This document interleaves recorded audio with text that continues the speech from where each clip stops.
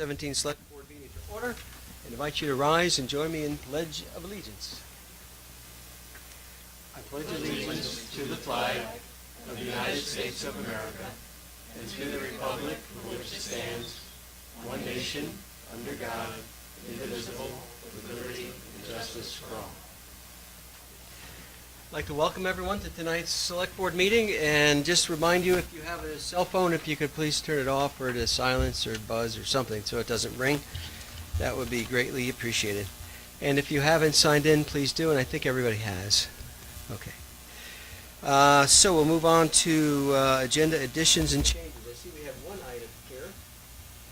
Yes, sir. We have the capital projects list from 2018 to 22. I believe the numbers that you got electronically was 2019 to 2023. So this has been corrected. We'll talk about later when Dennis approaches. Okay, and that's for item... That's for item 5A. Okay. Anything else? Nothing else. Okay, then I need a motion to amend the agenda to include the updated capital projects list for business item 5A. So moved, Mr. Chairman. Thank you, Mike. Do I have a second? Second. Sue, any further discussion? All those in favor, signify by saying aye. Aye. Okay, motion passes 5-0. Next item is public to be heard. This is a time for the public to speak to the select board on items that are not on the agenda. Is there anyone here tonight wishing to speak during public to be heard? And if you could state your name for the record, we'd appreciate it. Liam McCone. Hello. New to the community after living in Cambridge for 30 years and involved with community activities, and it's nice to see you got an active select board. We only had three people, the same three people over and over. But, so I just wanted to take a chance to get oriented, to introduce myself, and to volunteer to do some work on your unique memorial hall. I used it for a meeting of Civil War veterans group on the 4th of November, which I appreciated. So, Well, very appreciate you coming out to introduce yourself. And regarding the Memorial Hall Committee, I'm not sure if there's currently an opening, but there may be soon. But if you want to send a letter to the town manager, Pat Scheidel, with your interest, then if there is an opening, then we would invite you at a future meeting to come for an interview. Sound good? my letter, the emails suffice. Yes, yeah, Good. emails preferred. But if you call me up and tell me a good Texas story, I might drop off myself and you can have my spot. I'll discuss it. All right. Thank you for your Thank you so much for coming. Appreciate it. Anybody else wishing to speak during public to be heard? I just wanted to comment. I've seen in Front Porch Forum the Regional Planning Commission Ecos Plan is up for review right now. There's a couple sections that are open for comment. The energy section and the economic development section. I see Darren has put a bunch of comments in the energy one, and I put some in the economic development one myself. So just wanted to mention it for awareness. The energy one closes for comment on Wednesday, and the economic development is closes December 8th. So if folks are interested in reading up on that and making comments, providing input, it's available out there now. I know the Economic Development Commission is...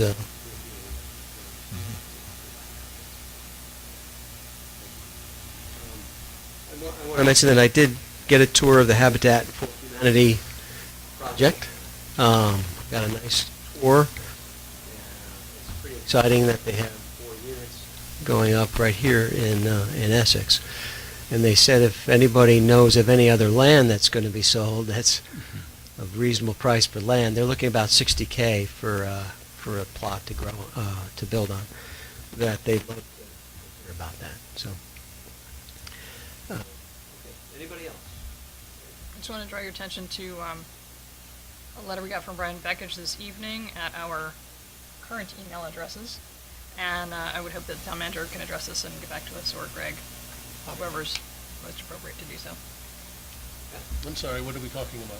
I have no The idea. letter that we got at 5:40 this evening from Brian Beckage about water meters and privacy issues and so forth. So I'm just mentioning it now because we're going to have a big break and the holidays, and I know how my inbox is and things get lost. So I just want to make sure that Was I that, can I see can, back I can on forward it this. to you Would right you now. please? Yeah, Yeah. that'd was be it great. addressed to Chairman. just Yeah. the select board? Select Board, it says manager@essex.org. So if that doesn't go to you, then maybe Okay, you need to yeah, get that from us.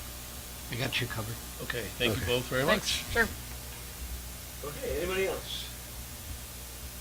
Okay, seeing none, then we're gonna move on to our first item of business, which is 5A, Capital Plan Status Report. We have Dennis. Welcome, Dennis.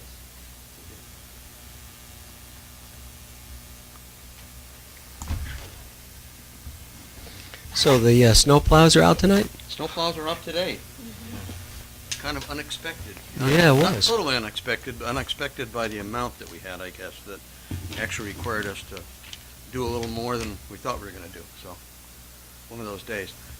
Very first, what I have to do is apologize. I was on vacation and probably jet lag, but I gave you what we always do this time of year is provide the board with the memorandum of the status of current capital projects, and we attached to that the approved capital plan from last year that you could compare. When I was going through and getting it ready, we decided to do it at this meeting rather than wait for another meeting like it usually was. And what I threw in was my draft work copy for next year. So the one that you got as an attachment with the yellow pages actually shows my thoughts where we're heading. And the only reason there's yellow pages is before I went on vacation, that's about as far as I got writing. And I wanted to make sure I picked up at the exact place. So you're welcome to comment on that if you want, but you'll see that in a few weeks. And I think the importance of tonight is to, number one, bring you up to date on what we've been doing, but also to get input for next year. And so if you did read that one, it's important because then you kind of are tracking what I'm thinking in terms of the kind of projects that we might want to add, or because money has become available for a particular project, we might be able to do some things. So it kind of serves both purposes tonight. I'll go as fast or as slow as you want. Some of these I think are pretty straightforward, and stop me at any point if you have any questions. And I'm going to go through them one by one just so everybody knows what we're talking about. So can I ask where you're starting, which document you're I'm working starting with my from? memorandum Okay. dated November Right, thank you. 17th, and I'll run down because these relate to the current approved capital project list. So the highway garage improvements, we haven't done any this year. We've been trying to put aside a small amount of money each year. There is a major project to expand the garage sometime in the future. This will also work into next year's plan, and I can either talk about that now or later. But one of the items that, if we're going to continue the consolidation of public works, we know that the village's garage is in pretty bad shape, very bad shape. It's at a site that there may be some potential alternative economic uses for that site. And I know that they're at least internally thinking about what do we do with that building. We don't have enough space at our highway garage, so I think it's important at some point, and my proposal would be for the next capital plan, to do an analysis of needs, what we might need for size if we were independent or if we were together. Not to get away from trying to identify a site, that's always the hardest problem, but to identify what do we really need, what size do we need, what might it cost. And that's more of a conceptual preliminary study. It might involve not only public works, but perhaps park and rec indoor space, because they're renting some now. It might also involve a look at the fire department, because they have some needs for space. If at some point in time public works were to move, then the fire department has plenty of space. So there's a lot of issues that kind of meld around. I look at it from the point of view that we've, at least I think for the time being, taken care of the town offices. We've taken care of the fire department, but we have some Police outliers. I mean, the police department. We've taken care of those major buildings, but there are some outlying issues that we probably need to talk about, or the boards need to think about for the future. So it might be worthwhile to at least get started on a proposal to look at that. Again, that's up to the board to whether you want us to go in that direction, but that was part of my thought process for the next year. Is what you saw a plan for the breakfast department. The plan was to use, for next year, the plan was to grab that. There's about 10,000 there I'll get to grab that. I've talked to Ally, we would use that towards this study. So that in the combination, we might be able to put some funds together from a couple different places to make it affordable within the context of what we need to study and to provide answers for both departments and the board. Yes. Yep. Library deferred maintenance. There's been money being put aside into that. We ran into a problem this year. We wanted to fix the air conditioning unit that covered the main portion of the library. For some reason, it was put way back when up in the attic space. It's a large unit, and we've checked with a number of contractors. There's absolutely no way to get at it without essentially shutting down the library, taking apart part of either the exterior roof or going up underneath, and it starts to get extremely expensive to do that. The most cost-effective way would be to put some units in, that we could put a unit in outside and some wall units that are both heating, air conditioning, and be able to control humidity. I've got some in my own home. They work fine. And put those in a location from the outside. You don't see them. It's not like they're sticking out a window, but you would see the feed lines going to them, so they'd have to match in the brickwork. We try to do it so that it's not ugly, but it would go in to provide air conditioning for the first floor, and it's basically affordable within the context of monies that we have. We've gotten a firm price from a contractor, a couple contractors. The low price we got was around $26,000, and there would be rebates from Energy Vermont. So the plan was to, during this year, take funds from the library set aside, and also to use some of the funds from the energy capital account, because we will get some rebates from that. We don't know the exact amounts yet, so these numbers may float a little bit, but the idea would be to balance that out and go ahead and get that done. They were lucky this year. By the time it really got bad, it got cold. But towards the end of the summer, they had no air conditioning on that first floor, and it was pretty nasty when it got really warm. The basement system is an outside system that's easy to get at. That works, and so it's the only issue is really the first floor and the mezzanine, keeping that cool. Okay. We've talked about the Memorial Hall improvements for a long time. We do want to get that done this spring. We thought of a couple ways to do that. We have some leftover cabinets that were taken out of this building back when, and they're sitting at the tree farm in storage. In the building that's collapsing?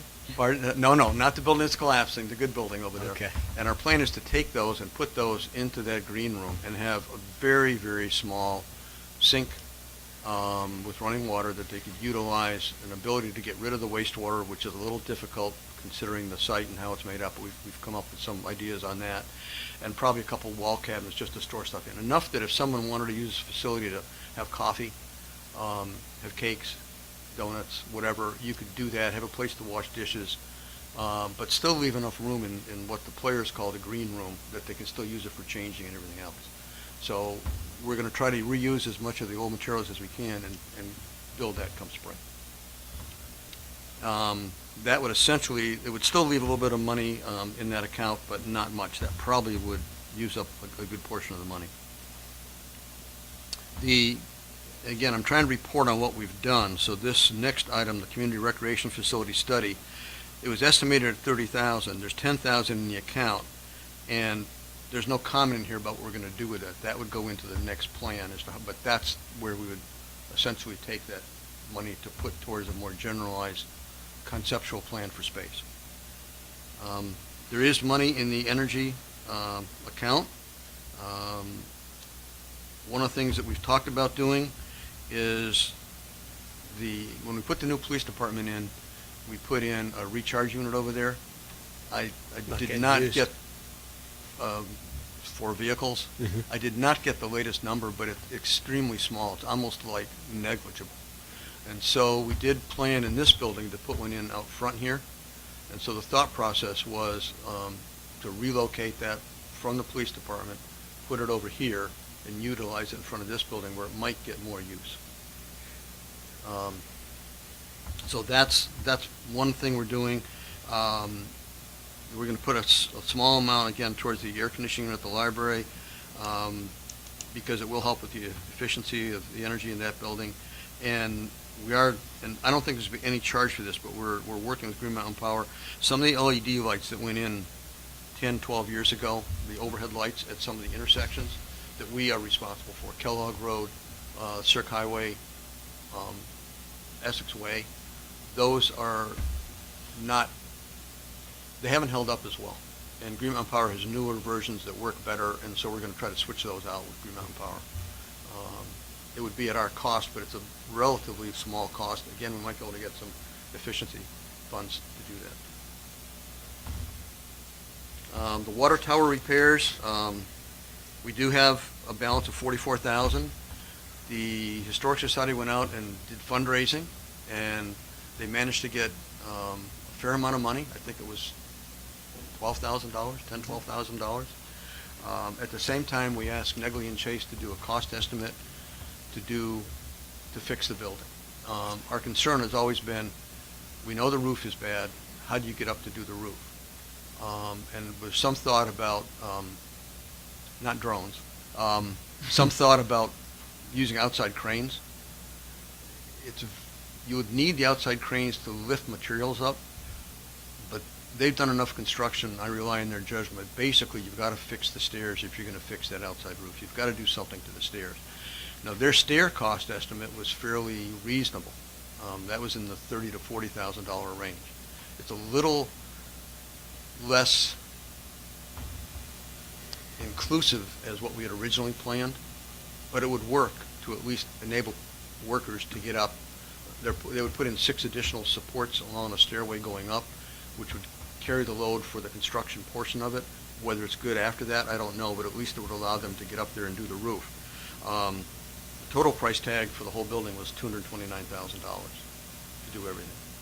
And so at one point, the Historic Society was going to come in to the Select Board to request the funds be released, and we suggested they wait until we can figure out how we're going to actually get, the roof really needs to be done if we're going to preserve that building, but the price tag is quite high. So they're exploring other grants. Right now it's on hold. The plan as of today is not to touch it, but that could change as we come up with other options, either more fundraising, additional grants, whatever. So Dennis, in the meantime, that it's continuing to deteriorate, Yes. right? Is there a temporary fix that could be done, like some type of tarps that could be put up there that would allow you to buy a couple of years of trying to find the funds to do it properly? I Or don't. no? I don't think so. It's too tall. It's a slate roof. You're not going to find many people that want to go up there, do anything near or close to that roof, just because it's so high. It's difficult to get at, and to a certain degree, although we flew it, I think you've seen the pictures with the drones, it's really hard until you start to get up there and start to pull stuff off to figure out what's really going on. I mean, it's one thing if it's just replace the slate roof. I doubt if that's as simple as that. I think it's you take the slate off, you're going to find some underlying damage to the wood sheathing. You may find some damage to the support wood that's up there. You start to open that up, and at this particular point, I saw one piece of slate that had shifted, but the rest of it seems to be in place. So my best judgment at this point is to let it sit until maybe in the next year we can come up with a better plan and a way to fund to get that done. Okay. Even if no other use is made of it. Mike? To do the stairs and the roof, Dennis, would be how much? Their estimate was, actually brought the estimate with me, but it's about 6 pages long. It's lengthy. Mm. And unfortunately, they have a good plan on how to do it, Right? but it's 6 detailed pages where you actually have to start to go in and break out each piece. And what we haven't done is sat down with them and say, okay, could we do just this piece? I think we could, for example, they carry all their overhead and costs and profit as a lump sum. Right. So now you start to spread that down against individual things. The smaller you go, the higher that cost goes up. So there is a cost there that's really hard to determine at this point. I think that's part of what we want to do now, is to go back and take a look and say, could we afford, for example, to at least do the stairs? I mean, if that's an option. If there's enough money set aside to at least make it safe to get up, maybe that's part A. Then part B becomes the roof. I think,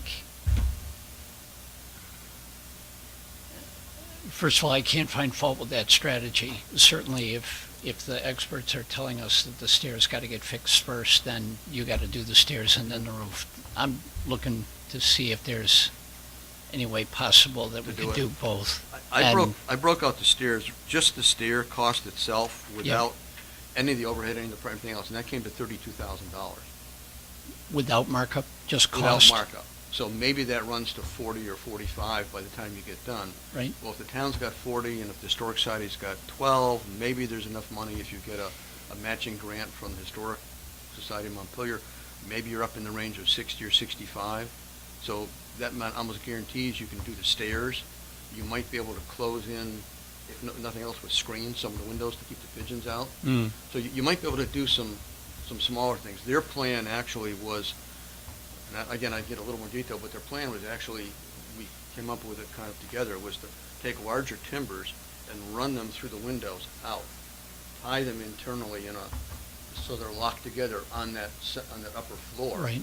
And then build a platform around the outside of the tower, so you can go up the stairs, you could haul the materials up outside with a crane, so you Right. could get at them. Right. But you'd be working off that platform with safety hooks and everything else, Yep. which to me is probably the best strategy to fix that, because you've got people safe and yet relatively safe, and yet able to Sure. work on it right there. Sure. So that's, how much of that 32 to 229 is, I haven't really had time to go back and say, maybe we Yeah. can work this out. I would love, I'll be glad to share that. It's not anything that's, no, I know, and I would love to see it if you get a second, just to read it. I think you know where I'm going with Yep. this. I'd love for this board to be able to look at a way to do the stairs and the roof together, because I understand you can't do the roof without fixing the stairs first, but that roof is really taking a shot, and we have no idea what's going on underneath it. Right. So, And just, I think what you're talking with the stairs is just to get it good enough so that the roof could get worked on. Right. But then there's additional work that has to go on I think. for the stairs to From make what I it be read through something their that. proposal, if you're gonna permanently fix the stairs, you've gotta do more than provide those Right. intermediate supports. You probably have to go up in each one of the stairs, because they're old cast iron. Look at those, you may have to redo some of those, you may have to change some of those, you may have to strengthen underneath each stairs. right, I think their main concern is to structurally get the stairs sound enough that at least a couple people could go up with whatever they need for equipment Right. and work. right, But keep the and again, if they were to do that, I'm thinking of town liability. mm-hmm, It isn't like inviting the public up there. You've got a contractor who's got insurance, who's bidding the project to complete the stairs sufficient that they can get to the upper story.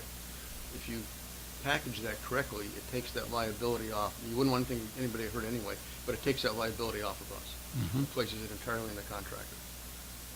And that may be the smart way to do this. yeah. Okay, thank you. Okay. Yep. I'll be glad to share that. Pat? Eddie, I don't know if I mentioned this to you once before, but if we use a crane in that area, do we have any problems, since we don't own very much land around that building, to actually get work done, or is that? I talked to the owners of the building next door, and they don't have a problem with us using a crane. The problem is that the crane is only viable really on two sides, the western side and the southern side, because the building is so close on the east and the north side, you couldn't fit a crane in there. So you've got that's part of why you couldn't do it all from the outside, because you can't get that crane 360 degrees around the building. You're stuck with about 180 degrees of the building to work on.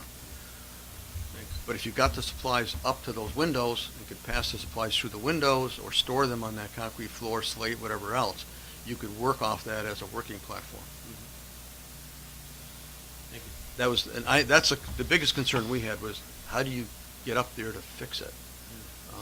And the interesting, I did find from our friend at the fort who has the museum, he has some very old pictures of how that was actually constructed, and they actually had a wooden crane up there, and people, 1900 were hanging off things without hooks or, interesting, Before OSHA. or OSHA. Yeah. They only lost a couple. We're proceeding ahead with slight repairs for the buildings at Memorial Hall and Powell Museum. That was one project we completed on the museum. We had $25,000 in the account. We're adding another $25,000. Current balance is $28,925, and the intent would be we're trying to put away more money next year to get to the $100,000 to fix that roof. That roof isn't in as bad shape as the tower, but it still needs to be done. So that's And we're- about 3 years out? It's about 3 years out. We may be able to squeeze some additional, when we get to it, I'll explain, there may be some source of funds that may become available. Jenny's Road Bridge is now paid off, which frees up about $55,000. For stormwater, all right? So some of that funds could be, some of those funds could go to other things, and as one place, and there may be some other places where we actually cut some of the funds that we've used for other projects in the past. And again, is there any way to do a temporary fix on the real problem areas on Memorial Hall roof, or is there? Not- Again, I don't know of any slate that shifted or Okay. come off. It's just when we had the contractor who did Powell Museum go up and look at it, his suggestion was it needs to be done. You probably can last a few years, but you need to plan for having that one done. Okay, just kind of the whole thing, not Whole a thing. particular bad area. Okay. The generator project, we have a generator for 81 Main now. That's done. That's completed. That project will come off the list for next year. Dennis, we lost power just the other week. Yes. How did that work to keep the servers and everything going? It worked okay. We had a problem. I was gone when that occurred, but we had a problem, and maybe Greg can fill in. I know we had a problem with the elevators. Yeah, the elevators, we had a bit of a problem. The switched over to the generator, and that was working fine. Once the power came back on, outside, the generator was trying to switch back over to the overhead power outside, and there was, long story short, we brought somebody in to check it, and they think that the issue is that the outside power, 3 phases of it, the 3-phase power, one of those phases is probably not working, so they're trying to connect back to the overhead power from the generator. That's what was causing the trouble with the elevator. So, but the generator was working fine.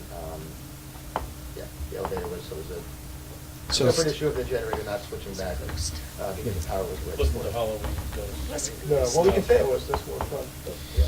So if all 3 phases were working, it probably would have worked fine. Okay. Thank you. Yep, but the rest of the building ran fine. Tree farm improvements, obviously you're aware that this was a need. The large storage building that's out there that we're using, that's another roof. It's a metal roof. It's not near as expensive as the other roofs, and it's low, so that can be fixed, but that probably will come up as a capital plan item in another year. The old farmhouse is pretty much shot. The Seedley building that we had wanted to use has collapsed, a portion of that, fairly significantly, so we fenced off around it.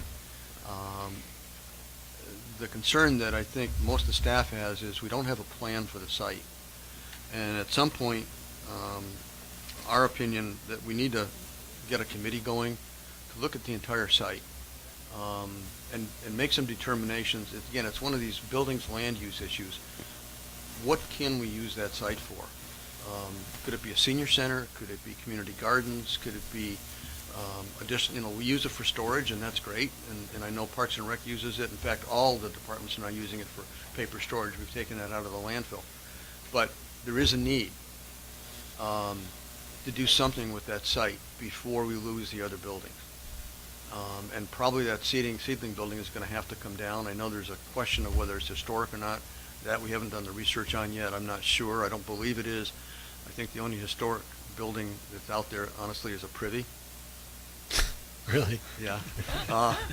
That's I don't special. think the other are any historic registers, but for some reason that was. I don't know who used it when, but it is. So, anyway, but that's one of the issues that I think we ought to at least talk about in the next capital plan is how do we deal with that site? Looks like you're recommending a committee be formed? I think we need to have a committee formed of interested citizens, staff, a board member, maybe to look at that and come up with some ideas. To me, the biggest issue, the buildings can be rehabbed, they can be fixed, but you need a presence. And for it to be maintained, even if it's a money through Friday presence, it's a presence. And unless we have a use that can be determined for that presence, we could fix those buildings, and next year, kids will go back in and steal the copper out of it like they did the last time. And it looks terrible. Boarded up windows. Right. It's an eyesore that we need to come to grips with. Okay. Sue? I couldn't tell, is there any balance at all in that fund currently? Is there any? There was never any money put into the tree Ever. farm account at all. Okay. So I wasn't sure if it was just last year there wasn't. no, or if it was no. identified, I think, in the plan, but there was no funds put towards it. I think the thought was last year that maybe we'd be able to get a committee going. We never did because of moves to the building and all kinds of other stuff, but I think it's maybe time to bring that up. And it may be that there are some consultant services that are needed, and maybe, again, that's a place we put some dollars to look at that, to help a committee in terms of decisions. Highways, we're always busy paving and doing other projects. I've listed the projects that we've paved. As of December, we've covered about half of what's in that account. We want to do more. We had work planned for Sand Hill Road, but we don't have a good plan yet. And the area that I'm looking at is from about Route 15, where the new intersection is going to go in, back to, if not the highway garage, eventually back to the entrance to the school. And the problem that we've got there is that there's no subsurface drainage and there's no nearby streams to drop stuff to. So it's not just a road fix, it's a drainage problem as well as a road fix. So we may have to split that into smaller pieces and do that. Gravel roads, we didn't obligate gravel road funds this year. Our plan is in the springtime. We've now identified a lot of those segments that are needed for stormwater. And so we'll kill two birds with one stone, fix some gravel roads and also take care of some of the stormwater issues on the gravel road. Sounds good. Jenny's Road Bridge, like I said, will be paid off this year, so there's funds that will be available for next year. Allen Martin Drive intersection, Vermont 15, we completed that study. That study's on the table. What we're going to be looking at now is how we start to implement what was in that study. That's Route 15 and Allen Martin. Moving eventually towards probably a signalized intersection at that location, maybe 10 years from now. But there are some things we can do to make it safer in between.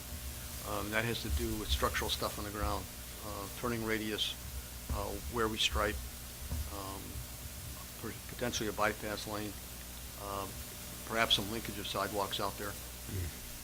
So that there's no use of funds, but those funds have basically been accumulated from developers. And as they continue to develop, they'll contribute to that fund and the fund will go up. And if we're going to do anything out there, we will utilize those developer funds first. Good. Water lines, a couple projects that we have not done anything with. Pinecrest Drive to the village at 2A, there's been nothing planned or expended in that area for a while.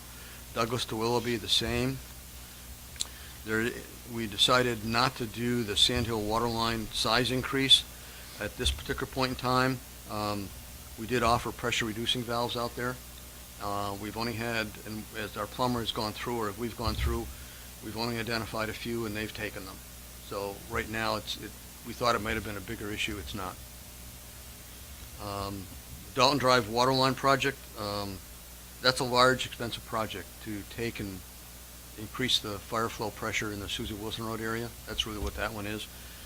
That would require a bond vote. It's about a $630,000 project. And that we've not brought to the board yet. Okay.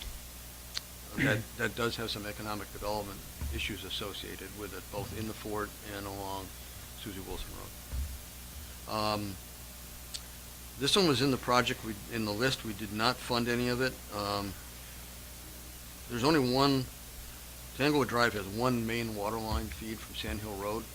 There is a way to go through the town park and cut through one lot and connect into another line in Tanglewood, which would allow that whole system to be looped, which helps from a point of water quality, and it also helps from a point of if we have a pressure or flow problem, we have a way to bypass.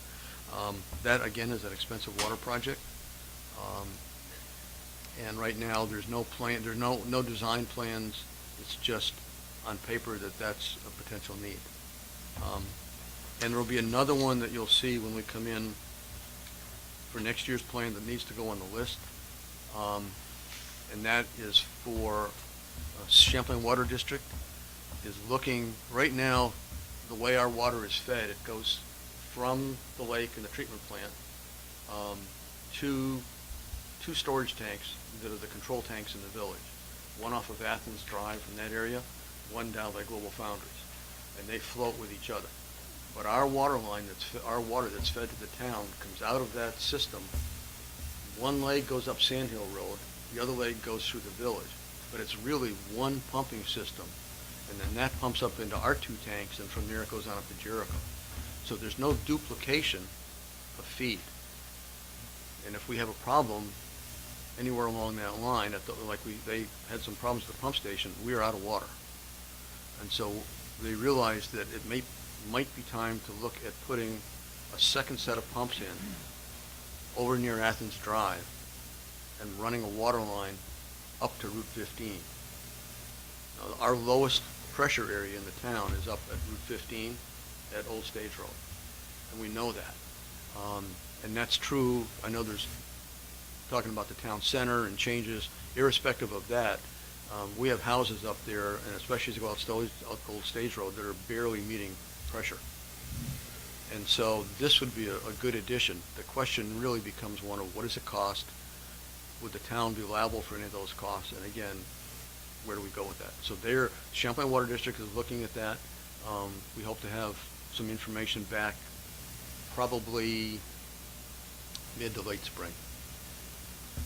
Okay. Good. Sewers, there's no active projects right now. Painesville area is still on. Cemetery Road is on. We are putting money into upgrading our pump stations with new SCADA systems and moving controls that are now down in the pump dry wells, moving them up above ground. And so that we're doing some this spring, and we'll continue to do that probably as we go out. Vehicles, those are pretty clear. I think there may be some lack of clarity with some writing that I did with respect to our truck. What happened was when the board approved the new truck replacement plan, that was done in late August of 2016, which was FY17. So you already had approved the capital plan for FY17 prior to that. The plan actually called for taking $25,000 from the 2 cents on the capital plan in 2017. So when you look at our spreadsheet and you look at, we should actually at this particular point in time have about $75,000 in that account. We don't, because we never put that in from FY17 because we couldn't put it in because the capital plan was already approved by you guys.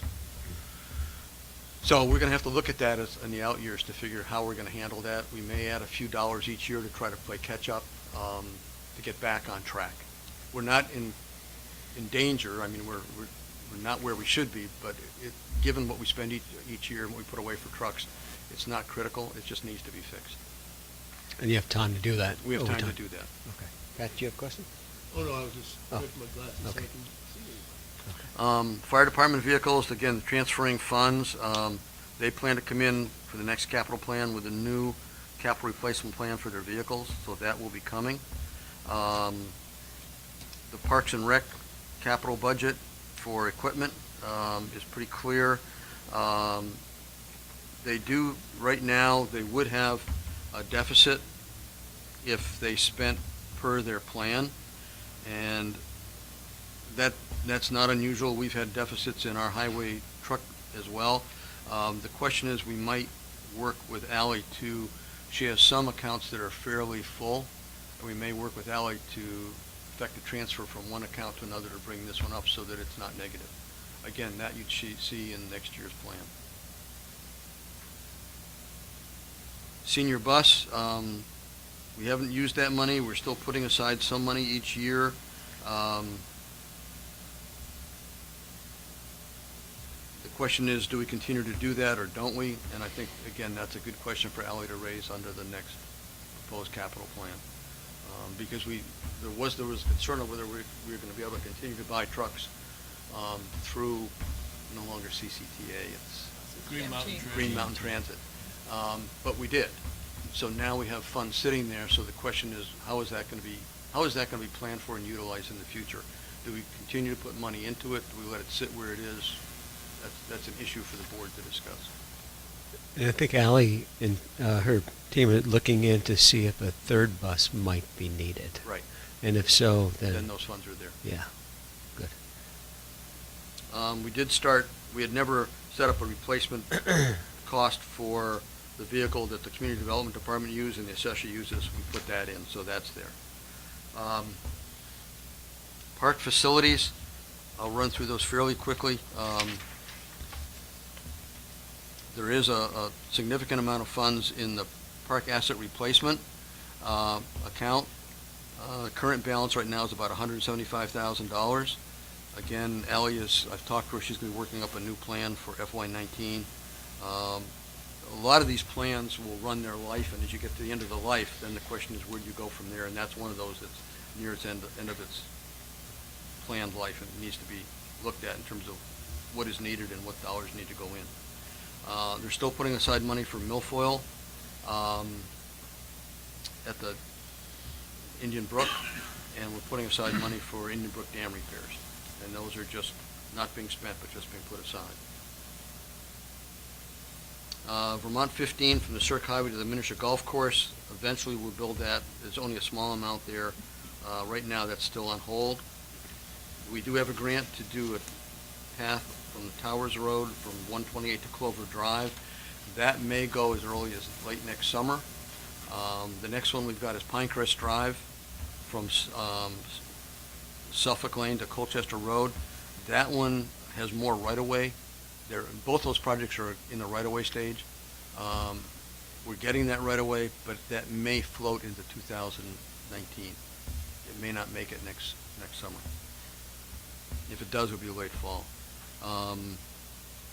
We do have a planning project with the Regional Planning Commission to look at a path from Route 15 from Athens Drive in the village to the Cirque Highway. They do have an engineer on board, Stantec Engineering. We've met with them. Sometime it may be out now, we have a public hearing scheduled for mid-December to get public input on that. And so that one's coming. And the plan would be that scoping study would probably be done late next spring. And then the determination would be whether we would go for bike ped funds to essentially construct that. Probably going to be a fairly expensive project, perhaps in the order of $750 to $1 million. So if we're going to build that, we would have to go get grants for it. Usually the 2080 type of grants, the 20% Yeah. match. Yep. And then we've got our general path account that we use to fund new projects. Right now, as of this year, we'd only have a small amount in the account. So what we're doing is basically not going after any new grants this year for paths. We're going to finish Towers Road, finish Pinecrest, and then see where we go on the Route 15 project up here, and then see what we need for additional monies. So again, you may see some changes in what monies we put into this account for 2019. Okay. Stormwater, that's a big one. We've been going after grants, and we've been lucky to get grants. As of today, we have available about $345,000 in available funds. However, if you flip the page to page 10, we have obligations on grants of $518,000. So we've been going after more grants, realizing that as we put more money into these accounts, a lot of these projects may take from 2 to 4 years to build. So we've got some time to build up. But if we did it today, we'd be short by 170. If they all came in today and said, we're going to build it tomorrow, or the contractor send us a check, we'd be short by about $172,000. If we set aside $65,000, which we've been doing, we probably could be able to construct these, but at the same time, we're just entering into that new era of phosphorus removal and what's going to be required for that. We have gone for 3 grants.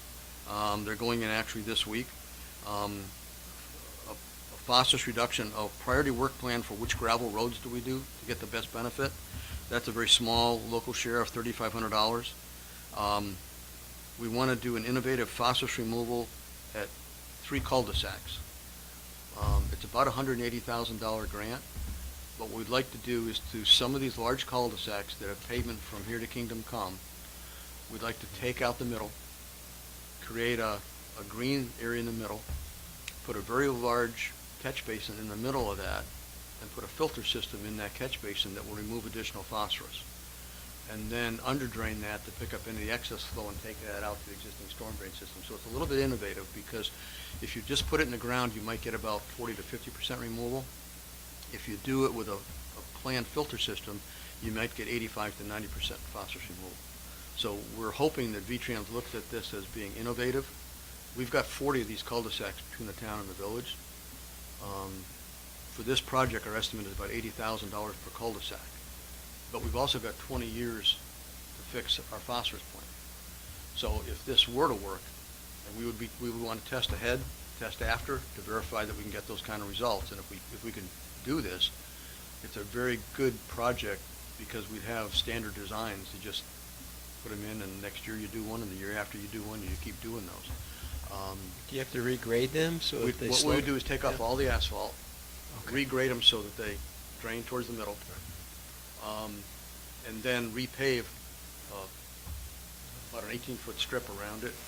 You remove about 40% of the asphalt in that cul-de-sac if you do it that way, and residents still have full access. And I think most residents, that would appeal, having that green strip with either a rain garden in the middle or some small shrubs or trees and rocks, something that's pretty. They're going to like that a lot better than they are looking at, asphalt. Yeah. So I think it's innovative, it's sellable. The question is, can we get a grant to do it? I don't know. So we're going to try. Could you give us just an idea of one of those cul-de-sacs so we can picture in our mind where you're thinking of putting one of those? I mean, do you have offhand, have you decided what those 3 are? Or what Annie's been working on that with Dan, Okay. and they've been narrowing the list. The grant has to be in by next week. Okay, So they've been narrowing, they want to try to find that ideal site where the hydraulics work, where you've got an outfall pipe that's low enough that if you put this system in, you can underdrain and get that out. Because in some cases, you may want to just infiltrate it. We want to get the water out. A lot of these old cul-de-sacs are in neighborhoods that don't have sewers. I don't believe there'd be an impact if they drained in a sandy soil on a septic system, but I would rather not take that chance. So if we can have it treated and then discharged, it's a win-win. So they're out there doing some quick surveys and looking at ones that might work. So I can get you the list by next week. I don't have it now, which ones they're looking at.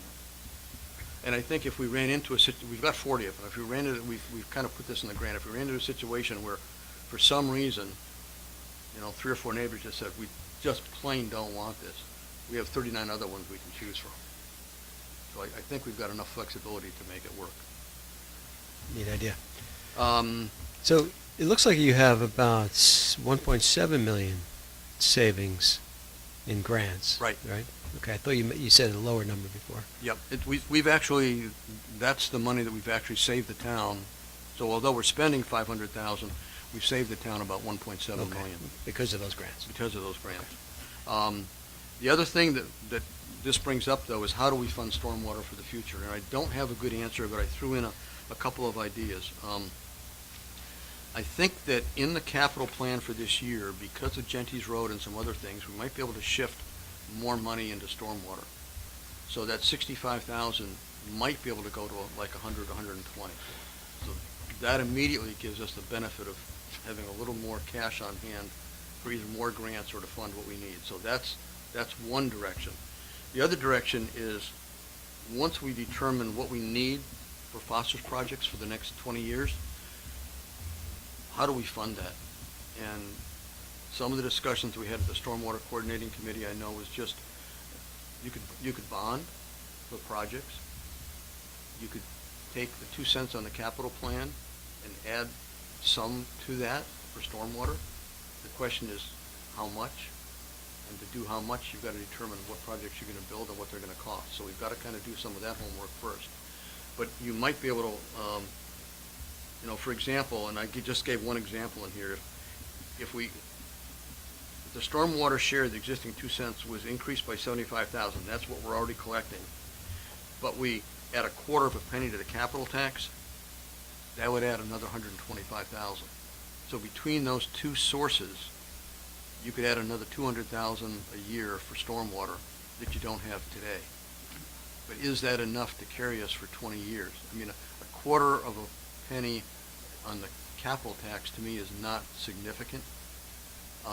It might be easier to do than a bond vote for a specific amount for projects. But part of the capital plan we'll present is a discussion of how do we handle this in the future. We know we're going to have more costs than we're putting aside now, and we know phosphorus is going to cost us more dollars. The question is, how do we get those dollars? The state doesn't really know. No, and the state right now is actually making things worse in terms of how they're proceeding, because they never really did come up with a good plan to fund stormwater statewide. And they're talking about a state stormwater utility fee that might be on everybody's tax. Our concern with that, there's actually a bill that's proposed that we're not in favor of, because there's no credit given to communities that already spent tons of dollars like we have, or like South Burlington has. So there's got to be some system of credits to off-balance that, in our view. It's also, quite honestly, the proposal is that it goes through the Public Service Board. Public Service Board doesn't know anything about stormwater in our view, and it's not the place to put that. If you're going to do that, you need a group of professionals at the state who understand the stormwater business to be able to figure out how to utilize that money. I think it's the wrong approach, but it's a bill that's being proposed to go to the legislature. So we're going to have to, all the communities are kind of putting our notes together and talking to each other before we talk to the boards and the legislators about the content of it. The basic idea may be sound, but right now it's not really well thought out. And it will cause us some problems, because if you're trying to get the local taxpayer to add money to the capital tax to afford the projects we need to afford, at the same time their taxes are going up to fund a state stormwater fee, and we don't have the ability to get that money back into the community, it's going to other 249 towns in Vermont, then that causes a major problem in terms of those major towns that have a problem, that are close to the lake. How do you convince your taxpayers to fund it out of both pockets? Right. And that's not a good place to be. So that's going to be a fight this coming legislature as to what they do with that. But I think we need to have our own plan figured out as to what is it going to cost us and what might be the smart approach. And it may be take a slow approach until we really define all the projects that we're going to have to build. And that may not be for another year and a half. So we need to make sure we've got enough money to continue what we're doing, but not necessarily stepping off to float a big bond issue if you don't know what you're going to end up having to pay for at the end. That would be ridiculous. So there's that one. What is the LDS site project? It's the Church of Latter-day Saints. There's an old stormwater pond, well, not old, but it's their stormwater pond. If you go up on Essex Way and you look on the right-hand side, before you turn into church, there's a pond on the right-hand side. That system, and they've got another system out back. We work with them basically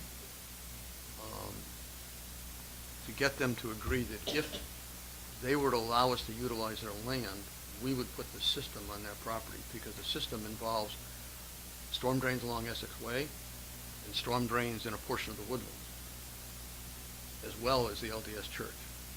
And the intent is to do similar to what we're planning for Sydney Drive, which is underground stormwater, get rid of the pond, put everything underground in chambers to both store and infiltrate.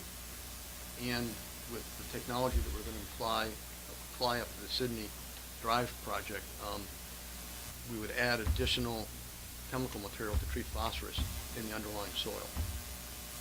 And so we got a grant from the state. Our cost is $269,000. Between state and federal money, they've got like 1.1 mil put into it that they've agreed to pay for. And that one, we just got the agreement with the state to sign to get an engineer on board, get the designs going. And that would be the last of the 4 projects that we needed for flow restoration. And they've agreed to, we did some preliminary survey work to identify what we need. We sent that off, went to the home church, took a little while, came back, but they agreed that they would let us utilize that property for that purpose. So it solves both the community's problem and their problem, and completes the last of the projects that we have to complete by our permit. And that would be a permanent use of that land, That like, would be a permanent use for them would be, pond is gone, grass surface, trees, play ball, whatever you want to do.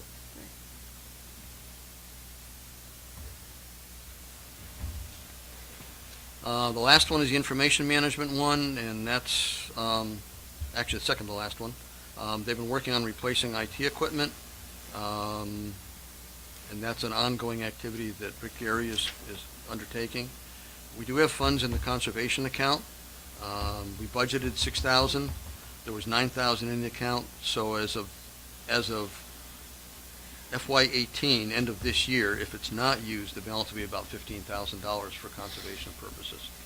And it's really left undefined, other than set aside for conservation. And I know Greg's worked closely with Conservation Committee in terms of...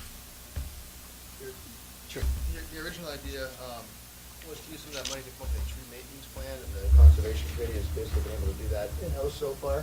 But the next step is, once that plan is approved, and I think you'll be seeing it fairly soon, what I hear is accurate, but the next step is to actually figure out how to maintain some of the street trees and those public trees. So having that money available is a good thing. Okay. Good. So that's probably a little long-winded, but that's where we are on it. And then I guess the follow-up question is there any areas that the board wants us, since you've seen at least a part of what we're writing for next year, of where you want us to concentrate or change or move money around, or, because my next step is to work with the rest of the staff, finish writing that, and then get that to the board in late December, early January for approval for the next year's plan.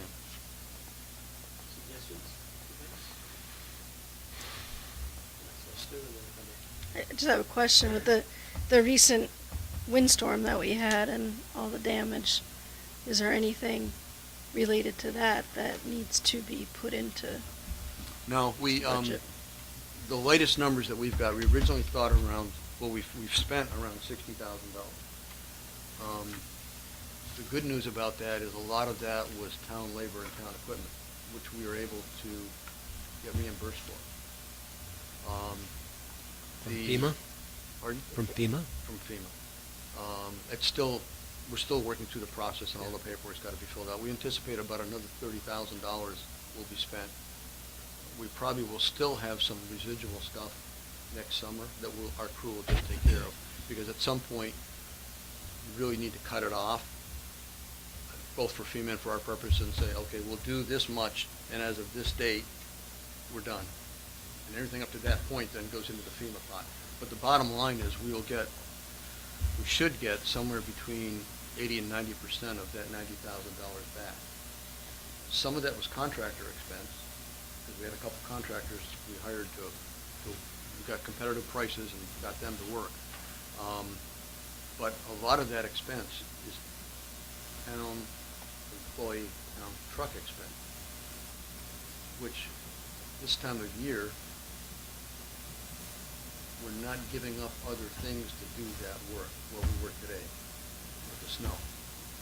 But for the last couple weeks, it's not like we've given up something else. What I'm saying is we're going to get reimbursed some of those costs back to the community, which will benefit the community. I guess, A plus up, if you want to call it that. I guess my question was maybe one step further, not just the immediate, reaction that has to happen, but is there any projects that kind of surfaced in the aftermath? Like, There may be some of the places that are not covered come under Ally's jurisdiction, because there are the formal parks, Pearl Street, those where there was trees damaged or down, those are obviously covered. mhm. Where you get into it is the areas like Indian Brook. If trees came down and they're blocking, FEMA will not pay for those rural paths to be restored.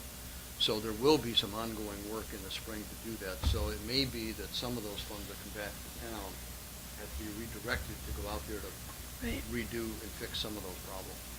So it isn't necessarily a win all the way around. It may be that we've got to put more money out next summer from that account to cover things that are not covered by FEMA. Okay, thank you. Andy? Yeah, a couple of things. There was a lot of work done between the two rec departments not too long ago about cooperating on things, and I'm wondering if any of the there's any opportunities in capital to do shared purchases or those kind of things. That's one question. The other is with population demographics shifting older in the town, from a standpoint of Parks and Rec and or senior bus, is there any effort to look at where are we spending the money in the right place relative to population changes? I can answer the first one, I think, easier than the second one. I know Ellen and I have talked about, it really comes under the equipment, Parks and Rec equipment replacement. Small stuff, if they're replacing lawnmowers, probably not, because they can't really be shared. They're both using lawnmowers, that kind of a thing. But there are some larger pieces of equipment. I know that the high school requested a piece from Ally, I can't remember which one it was, to be used for some of their activities, to be shared. So I think that some of the single-purpose, not quite like our involvement with the street sweeper, because we both, the village and the town, but something along those lines where you might use it to top dress or do something which is, a fairly expensive piece of equipment, but it doesn't get used every day all summer long. Those are the kind of things I think they're pursuing back and forth, talking about. I don't think anything's formal come from that yet, but I think they've talked about trying on those larger pieces to find some way to joint purchase, and it may in fact go back and also involve the high school, because they still have things they have to take care of there, or no longer the high school, it's really the district. The other one I think is a little more difficult. I know that when I ask her questions about the usage of the bus, because I tried to check on some of these things, the buses get used for two purposes, one for the senior buses, but also for activities. And at this exact point, they've been able to manage that within what they've got. I don't know what that's going to be for the future. That's where the third bus, whatever, may come in. Because you're right, as the population ages, there's going to be more of a demand. And I'm not sure that that's been fully set down yet in paper in terms of not just today, but where are we going to be in 5 years? And that gets to, we're putting aside money. Do we want to continue to put aside money? How much is needed, and at what point in time might it be needed? Or do we have enough already in the kitty that with interest we could carry that through? I don't have the answer to that one, but it's a good question, because it may come a time, when she's indicated you may have to go to a third bus. So you're thinking any of that, perhaps waiting for a needs assessment? Yeah, I've thought about, you're right, how do, yeah, right, exactly, yes, that would be it, would be the thing, I think, to do, and, do you get folks, like, Age Well involved that have expertise in what an aging population might need, so yeah, I think that may be, I mean, if we don't know what the shift in the demographics is gonna mean to us in the future, if a study is needed, then yeah, it would be a good thing. Yeah. There may be a source of funding for that too, and that's a good point, because with the current workload that I know Public Works has right now, other than the stormwater grants, we're really not going after any more UPW projects from the Chittenden. We can't handle them. We've got too many on the table now we're trying to handle. But that might be something that Ally could apply for UPW funds through the Regional Planning Commission, to look at that as a need study, which takes some of the work off of her back, but also provides it in the hands of the Regional Planning Commission. You can make contact with the various agencies and maybe get back some answers. So that that might be something we can talk to Ally about. The deadline's coming up in November, but I think Community Development is looking at one UPW project, and that might be a good one for Parks and Rec. Good. This November or next? This. Yes, I think November like- 20th. Well, like this 20th, December, yeah. Like 10 days from now. This December, this fall period, between now and the first of the year, I know there is the deadline to get starting to get additional applications in. It just came across my desk, and I said, no. Okay, I would and then just Mike. reference Ally to the ECOS plan itself, because that talks a lot about demographics, and aging also might be covered in there, so maybe they've already done the study, so we don't have to pay for any study as to, while all of us in Jane County age in place, what is going to be new. Mike? I guess the only thing I would say as far as this upcoming year and stuff like that would just be to stay the course on stormwater and phosphorus to the extent that we can with the direction or lack thereof from Montpelier. So I guess just making sure that that's funded properly would be something that I'm looking at. I'm sure you are too. Yeah, my view is, as long as the agencies are at this point trying to push out money, we ought to try to get that money as early as we can. I don't think we're going to be making any mistakes in any of the projects we're going after. My only concern is that we don't really have a well thought out, fully developed plan that says this is exactly what we need to do over the next 20 years to fix all these pieces of that phosphorus puzzle. Right. We know that the pieces we're going after are going to fit in there, but are they absolutely the most cost effective? It's pretty hard now to do that. That's why we need the permit to come out, which will probably come out later now. They're talking maybe January, February for us, and then from that we have to develop a plan, and that's when we're going to have to come back and say, okay, we can do some through gravel roads work, we can do some through the cul-de-sacs, we can do some through rehabbing old stormwater ponds. We can do some maybe non-structural things to do to remove phosphorus. So we're going to have to look at all those and then come back with a priority and put a dollar cost on all those items. And that's why it's difficult to maybe go to the voters for additional funds until you've done that. But if we can manage the existing capital plan by directing a few more dollars into that account, it'll buy us the dollars we need and the time we need until we get the answers, I guess is what I'm trying to say. Is your crystal ball back from the shop yet? No. Okay. And on that note, I like the idea of taking utilities road, bridge, money once that debt is paid off, and then redirecting at least 50% of it. Okay. And you mentioned the work being done on Indian Brook for the milfoil, and no money's being spent this year. I thought there was an ongoing maintenance required to do that on a yearly basis, or maybe I was wrong on that. I think there's an ongoing testing to check to see what the levels are and whether it requires the treatment or not. And I have to go back to Ally to find out what the status of that is. Maybe Greg knows. I don't know. I don't know at this point. If they have a handle on it, it'd be great to make sure that we Yep. continue to spend whatever's needed, hopefully a little bit each year to keep it, suppressed, control. so we don't have to Right. fight it again. Yeah. I found your narrative on that interesting because there was talk about funding it, we didn't, and then we did and gave it a great dose with very good results from what I read, and then we let it go again. So Mhm. I think I'm with Max on this, where Okay. if we can do a little bit each year, just to hold that stuff in check. And lastly, I hope we don't have to go to 2 and 4 on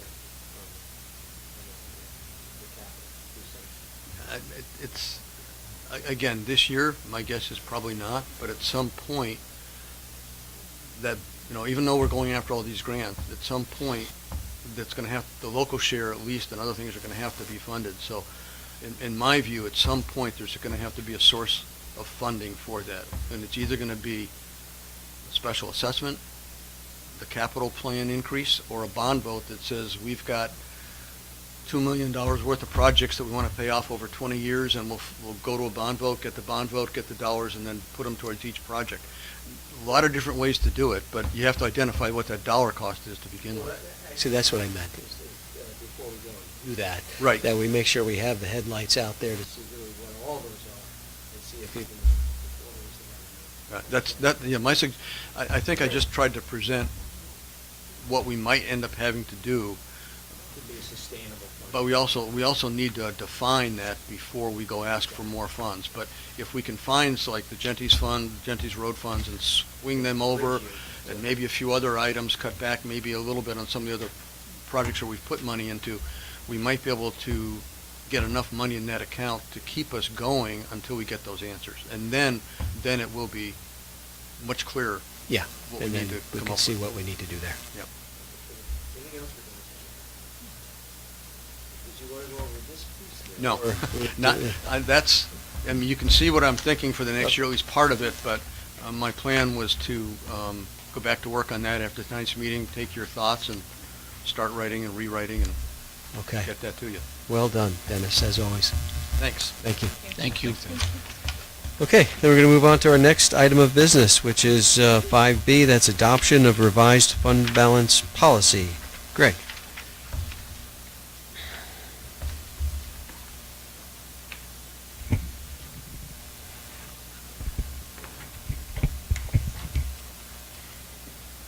So this is the revised version based on some of the comments that you made at your last meeting. Nothing too big struck out. There was one reference that I had proposed to put in there, down towards the bottom of the first page, just a parenthetical about restricted funds that came out after taking a look at it, and Irene's comment and suggestion to let it come out, that made sense, so that's gone. Also had a recommended maximum of 15% instead of required maximum, so that change was made on the last page. That is pretty much about it. Had some feedback after this went out that perhaps the first sentence of this paragraph here, the Select Board of the Town of Essex, so we're looking at the bottom of the first page. That first sentence and the last sentence of that paragraph were somewhat redundant. They are. It's potentially keep it in there in redundancy for effect, just to drive it home. If you don't want to keep the redundancy in for effect, can potentially strike out that last sentence and just tweak the first sentence a little bit, so it's talking about administering an unassigned fund balance with the recommended maximum of 15%. I mean, I don't have trouble having it in there for effect. I mean, they're not contradictory, they're saying basically the same thing, but I'm not sure what the board, you okay? Either way is fine, it's just a matter of preference. Okay. Everybody, you see heads nodding, mostly yes. Maybe I don't care. Fine with it? Okay. Less Okay. is more. Okay, anything else to discuss on this one? Anybody have issues with any of the other parts? Have you seen this before? Okay. What's the board's pleasure on this one? I think I saw Andy. I move that the Select Board adopt the revised Town of Essex fund balance policy. Thank you, Andy. Do I have a second on that? Second. Thank you, Sue. Any further discussion on adopting this updated fund balance policy? Okay, hearing none, all those in favor signify by saying aye. Aye. Opposed? Okay, motion passes 5-0. Going to move on to 5C, and that's acceptance of revised communication policy. And Greg, you want to kick that one off too? So this is communications policy. It was approved by the select board back in 2015. Bringing it to you again for review after going back, rereading some of the minutes, past conversations back in the spring about how to improve this. So started making some corrections and changes. Again, since it's gone out, well, I guess first two main additions that were proposed to go in. One of them was a section about when select board members comment on board issues, how to handle those. And the second big section was the violations of the policy, how to handle any potential violations. So those are the two big main things. Some feedback since it has gone out was that right now it applies to elected and appointed officials as well as staff. We have personnel guidelines for staff, so depending on thoughts tonight and how this goes forward, I'd probably propose striking out any references to staff since they're covered under different documents. And that document comes to the select board for, We are also working on Approval? updating the personnel guidelines, and if all goes according to plan, you'll be seeing that at hopefully your next meeting, if not next one later in December. And then some other feedback, looking at the second paragraph here is types of communication that are subject to open meeting law, public records law. Question about how telephone, in-person conversations, how well those can be verified or subject to public meeting law. Reached out to VLCT and Secretary of State. VLCT, I got a quick response this afternoon. They don't have a model policy, so they can't really direct us one way or the other. Still waiting to hear back from Secretary of State for that one. So those are the proposed changes and proposed changes to the changes, and happy to discuss further. okay, comments, suggestions, or questions? Irene? Greg, when you just referenced VLCT, were you talking about this idea of having a discussion via email? Versus No, in person, or were you talking about? email seems easy enough. That's creating a record that's subject to. It's more the telephone conversation, the in-person conversation.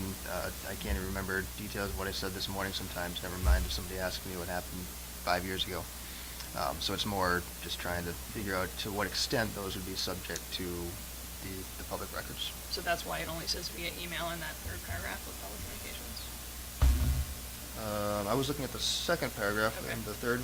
So I'm looking at the end of the third paragraph under public communication, where it says, at no time should a majority have a discussion via email, and I'm thinking, but in person is also the case, right? I mean, are we reminding ourselves of the public meeting law here, or are we just reminding ourselves how we could get caught and how not to get caught? Because I think it should say in person or email. Correct. No, it should be, I'm sorry. Well, why don't you finish your... I was your going to thought? say that open meeting law applies. So yeah, if you're having a conversation about select board business and Hannaford's or out in the parking lot, and if it's a conversation, that is subject to public meeting. I think the public records law is more the question of somebody asks me for a record of the conversation I had 3 years ago. Depends on how well my hazy memory. So are you saying that's why you left out in person and you only used via email in that sentence? Nothing was taken out at that point. I'm referencing the second paragraph. Any communication, be it email, telephone, in person, social media, should be considered public. So I can take a look at the third. So the third paragraph under public communication, I'm just wondering, should we add in person or email there? Andy? At no time should the majority of select members have a discussion via email. Yeah, you could probably. Shouldn't it say just abide by the open meeting law? Because that's going to change. Andy? If we add that to that sentence, we need to stop talking now. Exactly. Well, outside of a. Right, publicly you need to warned clarify Because that it you says mean at no outside time. of a warned public meeting. Yes. Not, I mean, the way the sentence is written, if you don't allow three of us to have a conversation, Which I don't think we was can the never intent, meet. right, yeah. But shouldn't it just say you need to abide by the open meeting law so that as that changes, which we know it does every year, I mean, this, then yeah. you don't have to, keep adding and subtracting stuff. to it. Wouldn't that be a more clear and sustainable way to write that? Pat? I would say yes, and I would I'd like to call your attention to the second paragraph in the policy where it says any communication, be it email, telephone, or in person, on social media or otherwise, should be considered public unless subject to a statutory listed or invoked exemption to the public records law. You know, if you take, that's good except for the in-person. I mean, does that not sound like some kind of a gag rule that we're trying to enforce on ourselves and anybody else who comes under this policy, that you appoint to sit on boards, committees, and commissions? And then who's to interpret whether or not it was really a business for the community or the board, committee, or commission, and whether or not that there's a violation of who? Yeah. I mean, we all talk in the parking lot after meetings. Sometimes it's hi, goodbye, and see you next time or something, but, you know, I mean, what if we stopped and said, gee, I really thought that idea that came up from the audience that night was really worth further consideration, and maybe we should put it on an agenda. Whoops. If two of you are having the conversation and one of you walk by, boom, you got three. Does that make sense? So I think what Max said, I think, is right, and I think, and even if you don't agree, ultimately, that taking the in-person out of, that says any communications, that's going to be tough to live with, don't you think? Aren't there statutes that define what communication's allowed and what isn't with the transparency thing from Secretary of State? There's the open meeting law. And again, that changes every year. Rather than trying to keep up with it and all the wording of the content, couldn't we just kind of point to it? Right. And maybe at the beginning of the year, we could even invite BLCT to come in and say, give us a dump on what the changes are or something, so that we're aware. Excuse me if I respond, but I think you make an excellent point about trying to refer to the law and let, however it's changed, let everybody know we're trying to comply with it, irrespective of the changes. But if we need an interpretation, I'm sure there's somebody in Condos' office that can offer us. And once we get this document, for example, and ready to vote thing, maybe we should send it down to them and say, look, here's a couple of question mark paragraphs, or we can call or email them and say, how does this comport with, you know, the current state of law in Vermont? Of course, it may change at the next session, but at least we won't be adopting policies that all of a sudden become either moot or next to impossible to comply with. I mean, the whole intent, you know, the intent is good and noble and honorable to have a policy and to make sure we all try to comport with it, but we don't want to make it impossible to comply with it. Especially if that wasn't the intent of the law. Yes. So would that be reasonable to have this policy, rather than try to specify all these things you can and can't do regarding open meeting law, just have it say, we'll, you know, abide by the open meeting law, and then have that reviewed each year to see what new things we need to consider, and then you don't have to muck with this. Okay, looks like we're getting some nods. Okay, anything else on this? I saw Mike and him come to Irene. So, Greg, is it your idea tonight to make whatever additional changes we're going to make to this, and then come back one more time with the deletions to the references to staff? Is that the idea? Yes, definitely deleting staff, taking back whatever other feedback you have, abide by the law, references like that, and depending how comfortable you are tonight, you can either accept it with proposed changes, or I can and then adopt it later on, or I can play with it and come back later for acceptance and then adoption. But before this gets finally approved for going through, the select board accepts it, then you adopt it. So at least two meetings. And Irene. I noticed in the first two sections, we had separate select board appointed and staff subheadings, and I wonder if we can do the same thing for violations of policy. For example, right now I don't see any language that speaks to the violation of policy by an appointed member. So for consistency, I think we should do that. Sure. Try to come up with some language for that? Anybody else? Andy? Yeah, the first paragraph that's in red starts with when commenting on formal positions of the select board. My question about that is, how are we going to keep score? You know, if a question gets asked at town meeting, do we need to know for any possible question that could be asked what the vote was for a given, and also things like when we decided to move from 7:30 to 7 o'clock, did we actually vote that, or was that just by consensus? I think we had a motion on that. I thought we had a motion on that. It may That have was- been, that was but my I'm just understanding. trying, you know, there may be decisions that we make that we don't vote on, and this policy says we can never speak of them, the way it's written. That's what we try to Because- do most things as Because if there was, I mean, like earlier, well, I guess we did vote on it, but I can't think of an example, but we do occasionally say, Well, we get a consensus. get a consensus, get the sense Sense. of the board, and then we go on. This paragraph of the policy would say we can never speak of those, or we have to vote absolutely everything, and keep a record and keep a tally of what the vote was, so that if somebody asks, we can say it. And I think this is a. It's a difficult. I think it's going to be a very difficult thing to police and enforce and live by. Yeah, I had the same issue with it, Andy. I'm concerned with it. I don't know if others would have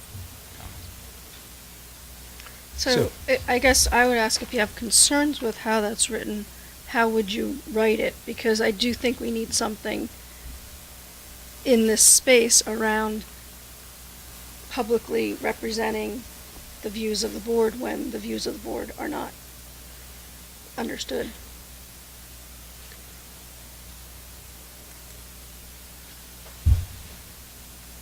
I don't know that I would rewrite it. I would probably take it out, but I thought we have other language somewhere. I have to look for it, saying that you formal positions of the select board, the paragraph right before it.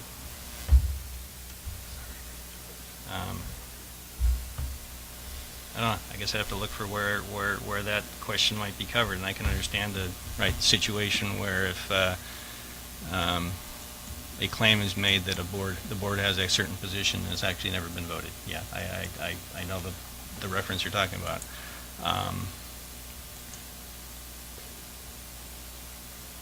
I don't know. I guess I have to think about how to word that differently. I didn't think about that. On that first sentence, I would like to strike that completely, because when a board has a motion and there's a vote and the vote passes, that's the position of the board. Whether you're in the majority or the minority, that's the position of the board. And the result of, how many vote, as long as it's the majority, that's all that matters. What you can't say when you're doing the majority, saying that the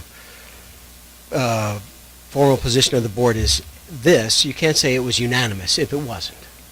But you can say it's the formal position if it passed, regardless of the vote. So I don't see why trying to remember what the vote was has any place here. Andy? I think what yeah, right. The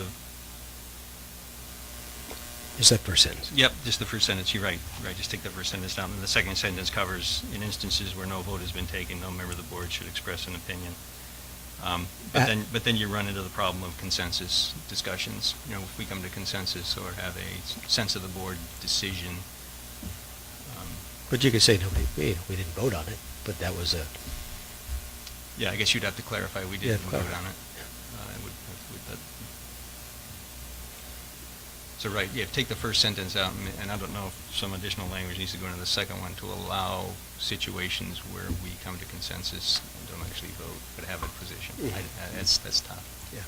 Greg, you want to make a comment? I was just going to say, for whatever it's worth, I think you get it, but yeah, the thought when I was putting that in there was to avoid the board member from saying, yeah, the board feels such and such, when haven't even had a discussion yet. When something is just in its infancy phase, to prevent the board saying publicly, or somebody saying publicly that the board has already decided this. I hadn't really considered Andy's proposal, so. Yeah, so you have any or proposed language based on that concept, please share it. And I'm happy to take emails afterwards or later in the week. Yes, Pat. I'd just like to comment a little bit about what Andy said Mhm. about the sense of the board being a decision. I don't know that it is. I'd have to do a little work, in Robert's rules, because we oftentimes ask you for your comments for purposes of direction. In fact, tonight, Dennis spent an hour talking about it, and to give you an opportunity for the sense of the board or board members on, What's important. direction, what's important. I wouldn't call that a decision. That's just giving some guidance so that when the final document does come for a decision, it's fairly all-inclusive. So I don't know if you can equate a sense of the board with decision. I think maybe we could look and verify that, but, so, in other words, then why put it in a policy when it doesn't do anything to focus on the policy? To add to the policy, is it a value add? To Talk keep about a that. sense of the board. Yeah, I like taking out that first sentence, in that paragraph. Not going down the path of trying to qualify sense of decision versus decision. The sense of the board is a decision versus a decision that you vote on. So you're also proposing taking out the second sentence? No. Just finding out. Yeah, I was just trying to get a little broader discussion Okay. on the sense of the board part. Okay. And And? I guess maybe we need to think more about when we get to those points where we're getting the sense of the board, asking the question, do we need a motion to? We do that. I know we do that sometimes. Yeah. We do ask, do we need to have a? Try to do that. Do we need to have a motion to? And if it's like you said, if it's just a direction, not a decision, then Or you're in a position you Yeah. can't vote. right. Yeah. Okay, other comments on this one? Irene? We had an issue last year where someone was commenting on someone else's supposed opinion of an issue, and it was an incorrect assumption, so I don't see that anywhere in here. This idea of not misrepresenting your peers Well, that was the with goal. wishful thinking or something. Yeah. Greg? Sorry to interrupt. That was the goal behind that second sentence of the paragraph we're just talking about, where nobody has taken a formal position to not suggest otherwise. That was the goal behind that. That was that second sentence? Okay, other, Andy? Yep, in the violations of policy section, I Mhm. have a problem with the whole thing. I think that select board members are beholden to the voters of the town only, and that having select board members sit in judgment over other select board members is inappropriate. I also think that doing so in executive session is inappropriate. Also, this doesn't handle the situation where a member of the public brings the accusation of violation of this policy. Would we then bring them into executive session and bind them into executive session rules and laws and those sort of things? I don't like the idea of having this seems to be kind of a quasi judicial thing where we're making a ruling,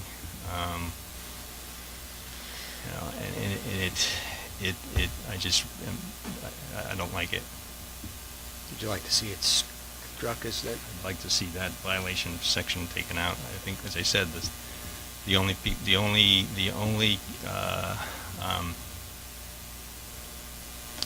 path to really punish a select board member is to not vote them in again the next election, next time they're up for election. Great. Yeah, I'll just try to explain some of the reasoning there, and we talked about some of these policies, and always running up against the issue of the select board only answers, or individual members only answer to the voters. And so we have communications policy, we have conflict of interest policy. How do we actually put teeth into those if there are violations, perceived or otherwise? So I was looking at this, and I got some of your comments earlier. I think it can be tweaked a little bit of if a select board member, rather than saying if a select board member violates the policy, or you can say if a select board member believes another member has violated the policy. Softens it a little bit, but I in trying to keep some teeth or some weight to these policies, the idea is to kind of be able to call somebody out in executive session, evaluation of a public official, and it's the idea that rather than having a back and forth at the select board table of he said, she said, you're in violation, no, I'm not, type of discussion that can never get resolved, it's a chance to kind of hash out some of those potential conflicts in private, raise some of those issues in executive session and say, so-and-so thinks this other person was in violation of the communications policy, here's why. The rest of the select board can have a chance to weigh in and say, yeah, we agree, or no, we don't. If they don't agree, then that's it. At the end of the conversation, there was no bad will fostered at the table in front of TV cameras and whoever's here in public. If there was a violation, there's a chance for someone to say, okay, I made a mistake, or I didn't see it that way, now I do, and to avoid having that same violation in the future. And then if you do go forward and there is a second violation, that's the idea of putting behind the 80% of the board having to agree to that before you do any sort of public censure. And again, it's still at the will of the voters to elect or re-elect or not elect that person back to office. But it's kind of looking at saying if 4 board members agree that there was a violation, it has to be egregious enough to come out of executive session and say such and such person violated the policy, and we'd like to point that out. So that was the reason behind it. I'm happy to take comments and feedback, but was just trying to find a way to actually put some teeth into these things that we always struggle with. Mike? I have to respectfully disagree with Andy. I think this definitely belongs in here. And I think, while I agree that the voters do have the final say, waiting until the next election for a violation of the policy makes absolutely no sense to me whatsoever. If there's a violation of executive session, for example, or a violation of the confidentiality around the search that we're in the middle of right now, I can see absolutely no sense waiting until the next election to find out, to have that person held to account. And second of all, who's going to do it? Who's going to do it? I couldn't disagree more, respectfully. Yeah, I'm slightly on the same page, I guess. I think the whole, why bother having a policy if there isn't a way to actually ensure that we're following that policy? So either it belongs in each of the individual policies in terms of what the approach is if someone is in violation of that existing policy, or there's some overarching document that explains for any of our policies how it's handled. But there's got to be either documented in each individual policy or at some higher level to say we have these policies, and if these policies are not followed, I mean, you're right, we shouldn't have to have this, but this is, if we're writing policies, then we need to have a way to ensure that those policies are followed. Pat? Can I offer a little different perspective, sir? Right Sure. now, the select board appoints everybody, every board, committee, or even ad hoc committee. And in that ability to appoint, you also have the ability to unappoint. You do not need a reason to unappoint. You can call somebody in here to a meeting, or you can simply make the decision and notify that person, you are hereby unappointed from the zoning board or from the ad hoc committee on safe streets or what have you, if you found that the action of that individual was egregious enough that it totally trampled this policy. If you list specifics then you have a whole bunch of process that's unnecessary to go through. You already have the power to appoint and unappoint.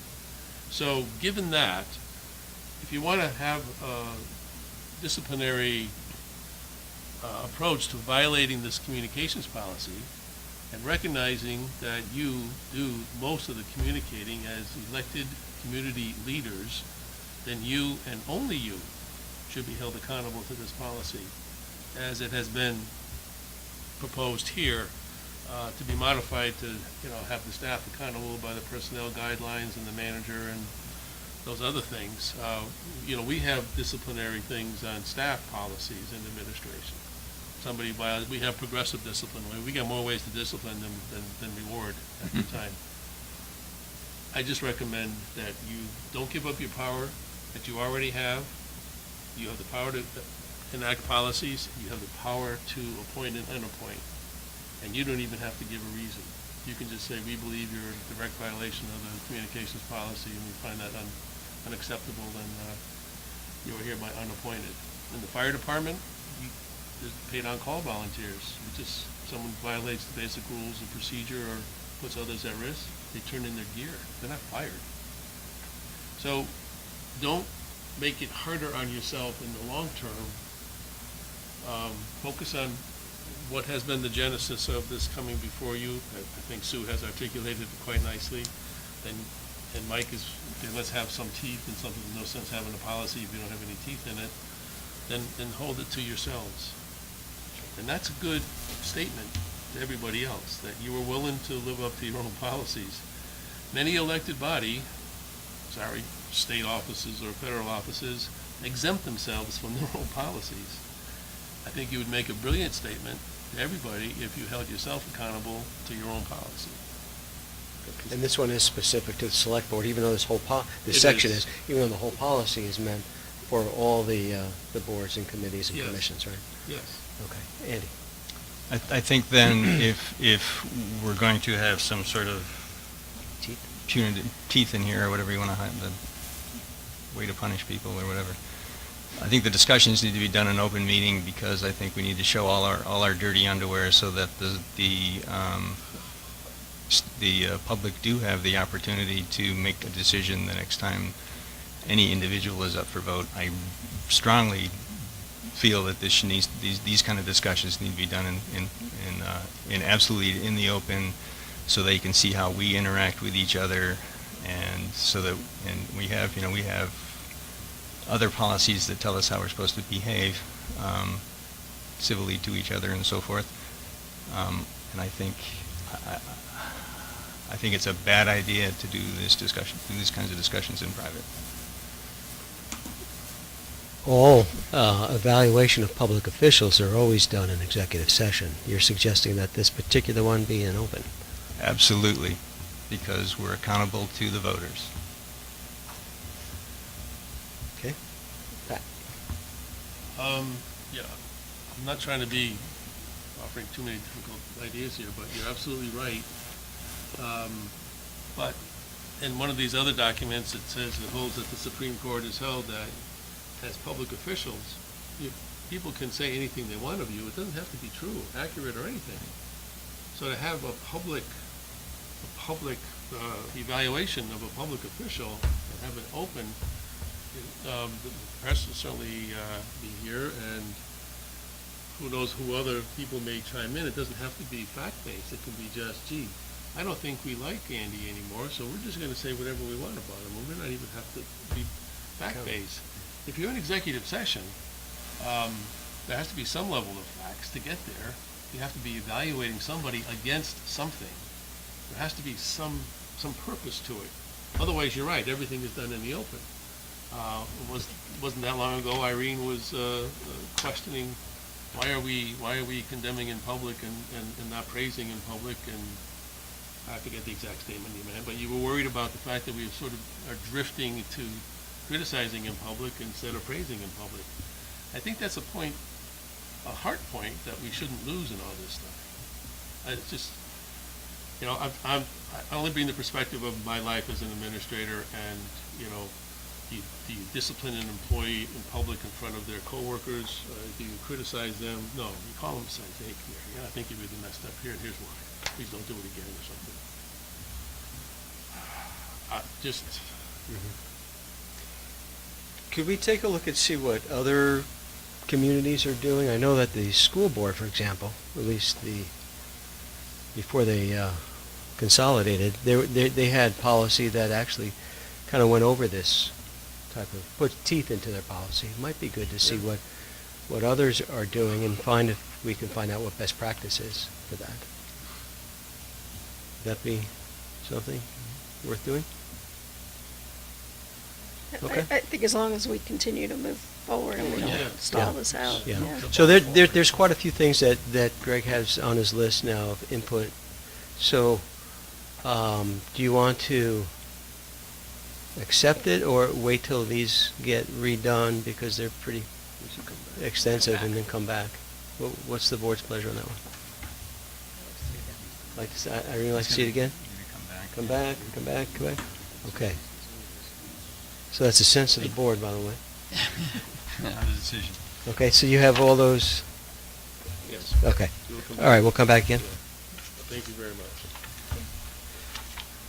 Any other comments before we move on? Sorry, yeah, there was one other question about, this doesn't really deal with a member, if somebody from the public makes the accusation, this is a select board against another select board member, or is the intent that someone would have to go through a select board member to raise it? Just the question of How you handle that? Should it how you arise? handle that. And sorry, the other question was, there's a discussion in here about second offense. Is that second ruled offense or second alleged offense? Is there a time frame also? Could it be 10 years between them? Just, sorry, makes sense to have rules. I can try to come up with some language. Thought would be second guilty offense, lack of a better word. And I mean, the way we handle things internally with personnel is if somebody has a violation or negative feedback, it goes into the personnel file. If there's no further violations within a year, it comes out. So we can look at a 1-year time frame for consideration for something similar.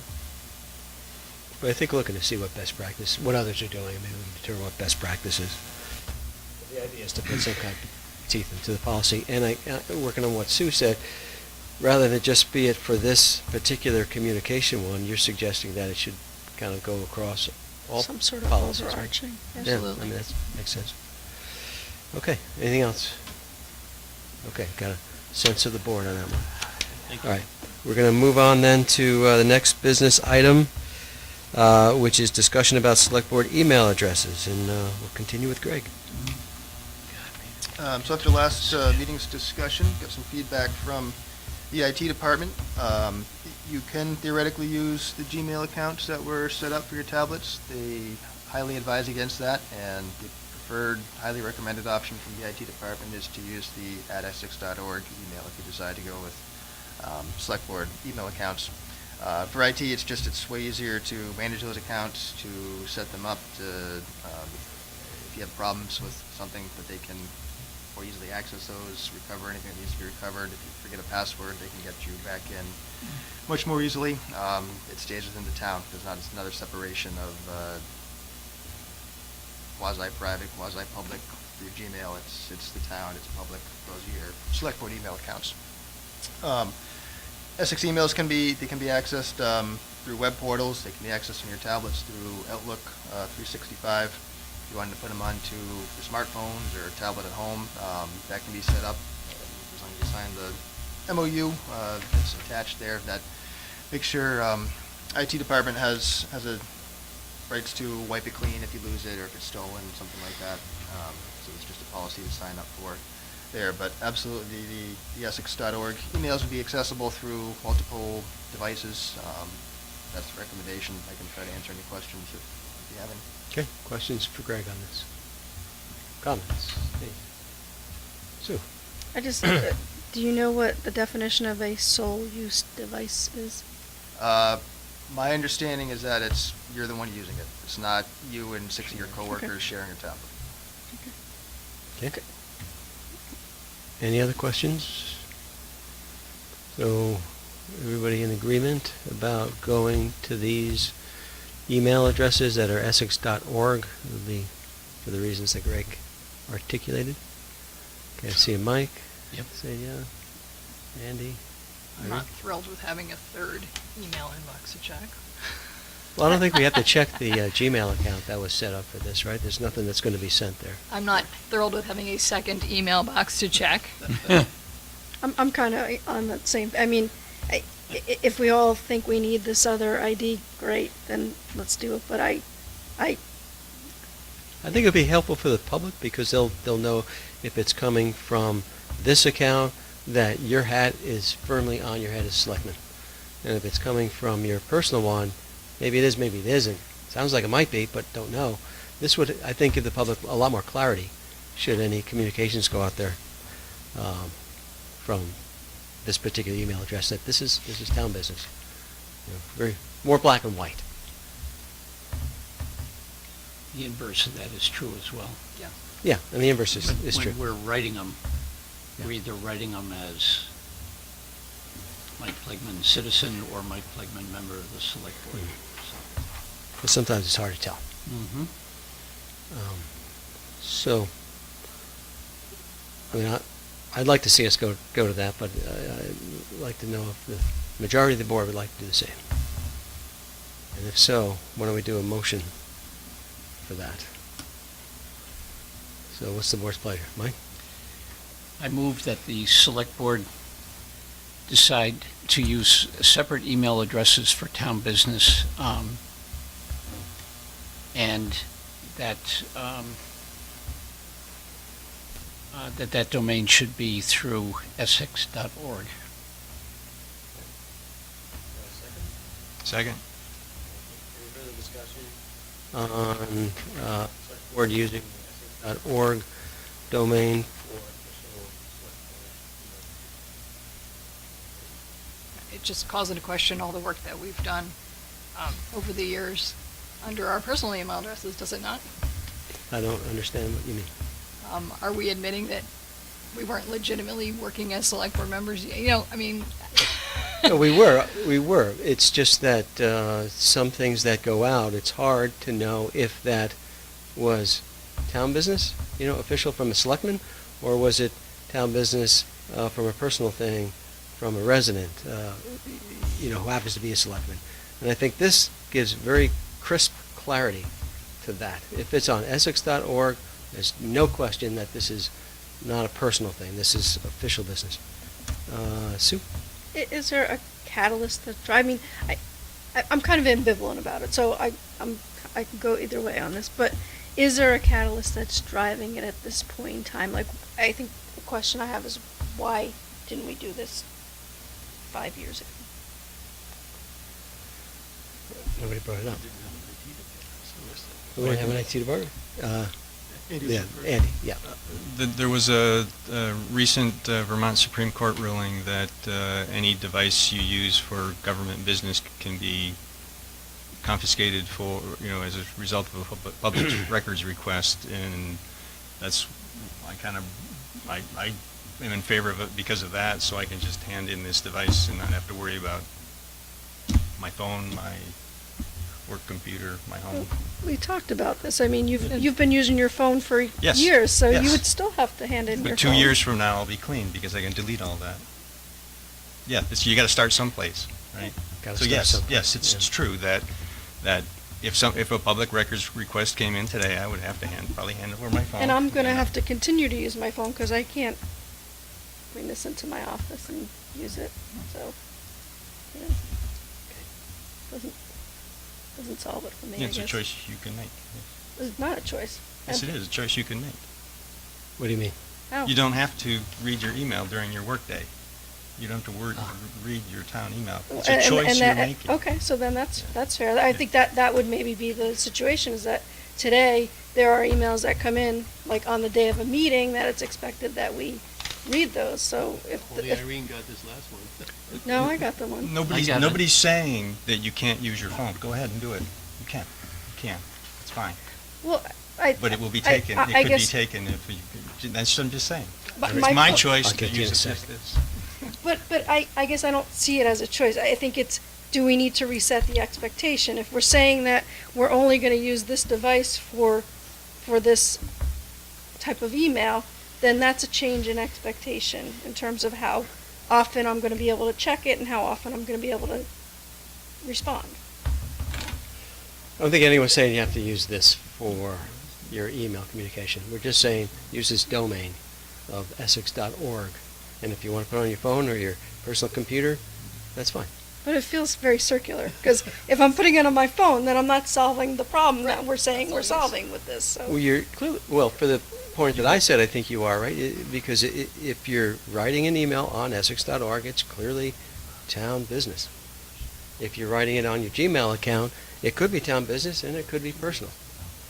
So having it essex.org gives that very sharp black and white clarity.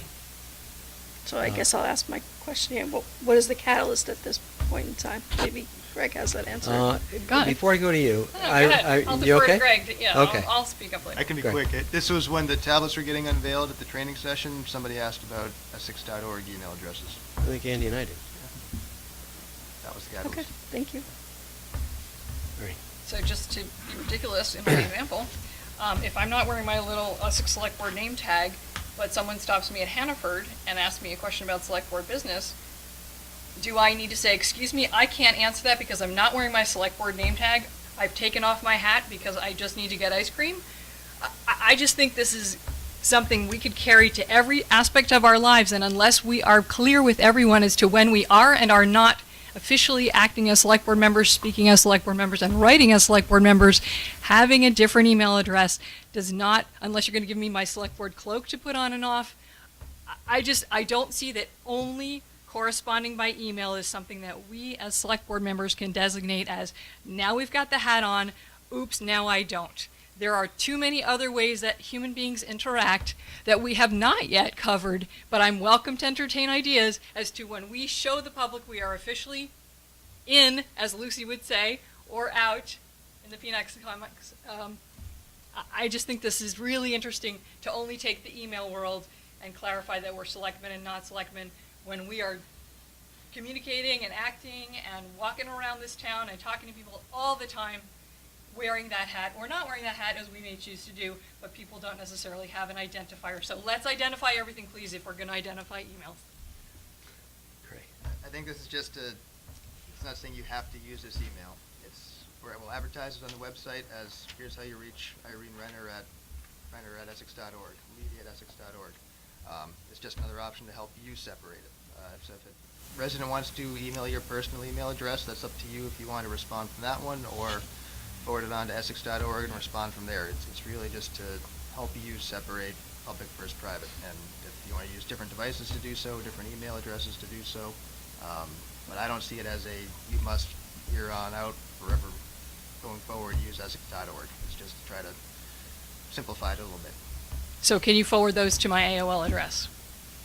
Get Forward. everything that comes into Essex.org be forwarded to my personal address so I can handle it the way I want, wearing whichever hat I want, and whatever the recipient who's getting it chooses to believe that I'm responding as. I will check with IT, That would be but I great, think because that that's, they could to probably me, sort the that most out. efficient, and when I'm coming to do select board business, I want to be efficient about it. It's not worth it. If we're waiting now for my computer to reboot because it's decided it's timed out, so now I can't get into my electronic things that I'm looking at. I appreciate us trying to come into the 21st century, but I also see a lot of inefficiencies inherent with all these wonderful additions that we've just recently and are currently and about to approve. Any other comments?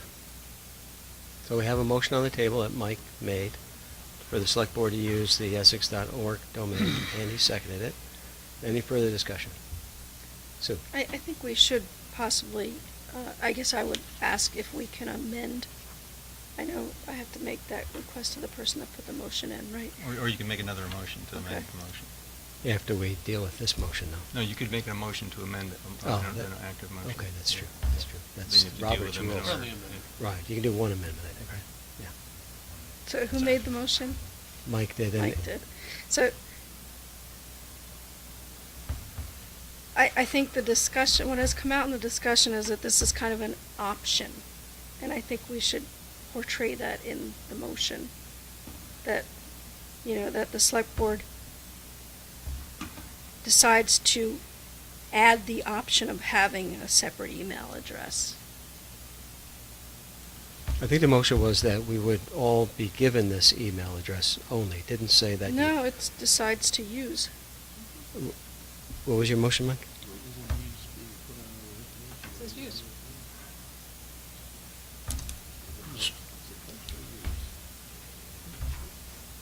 I believe I stated that the select board use the essex.org domain.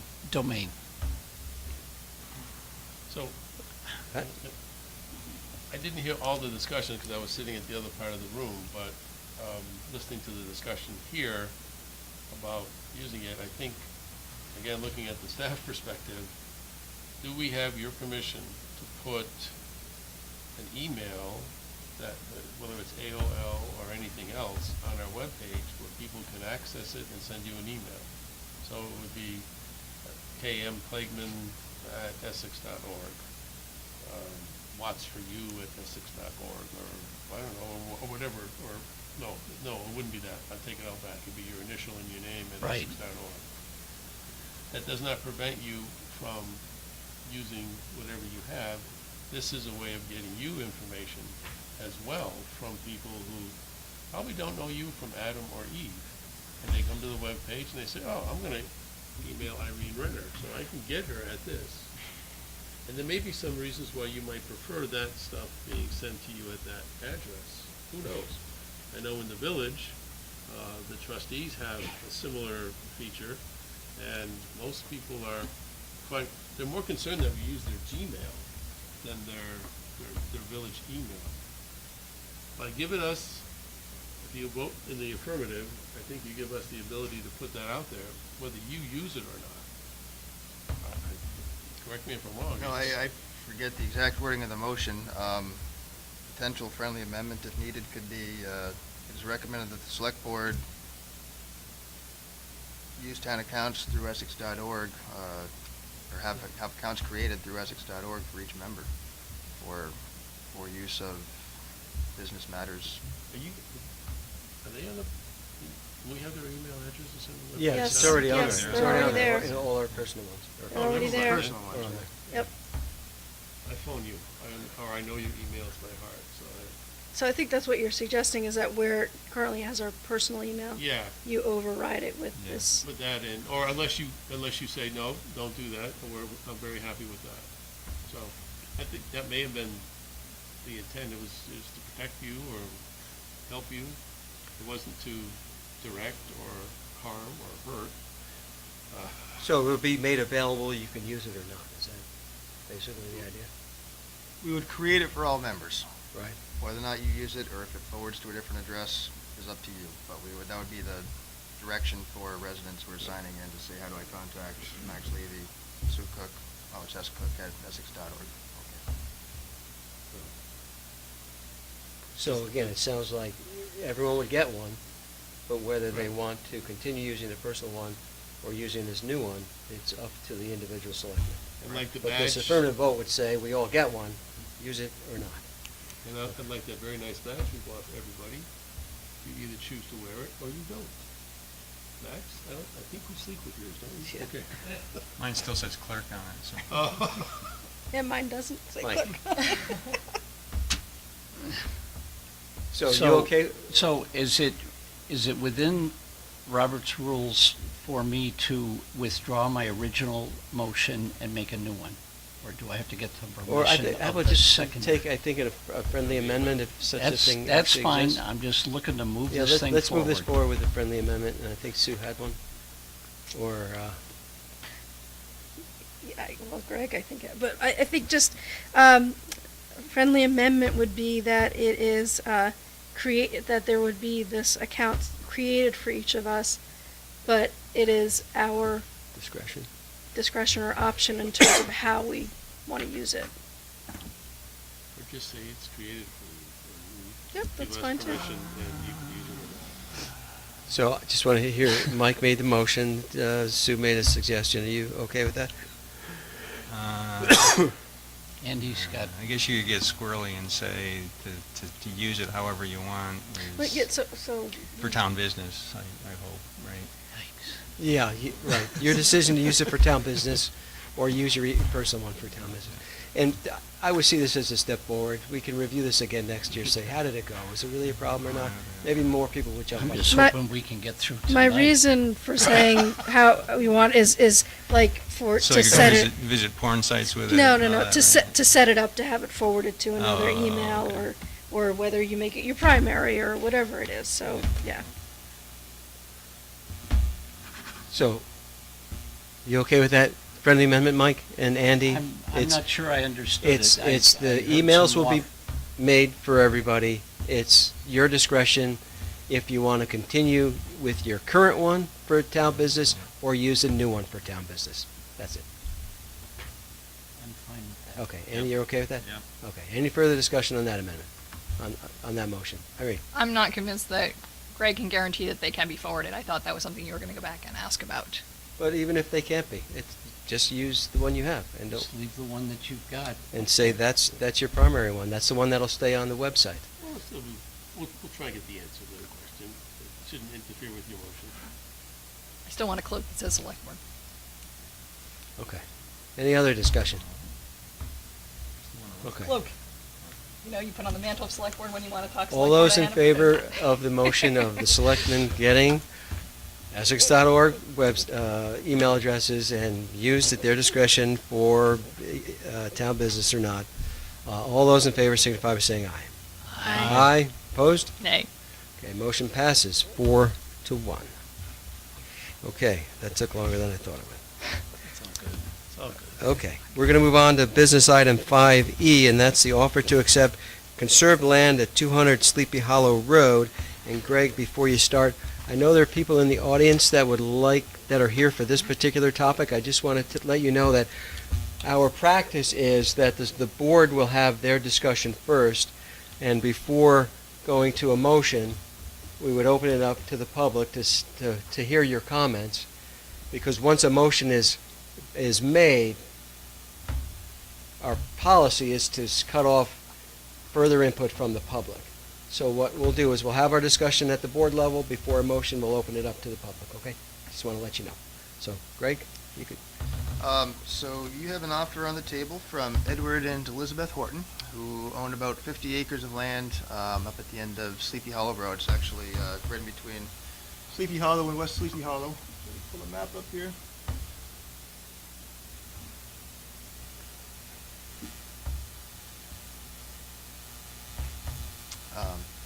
So I'll stand up.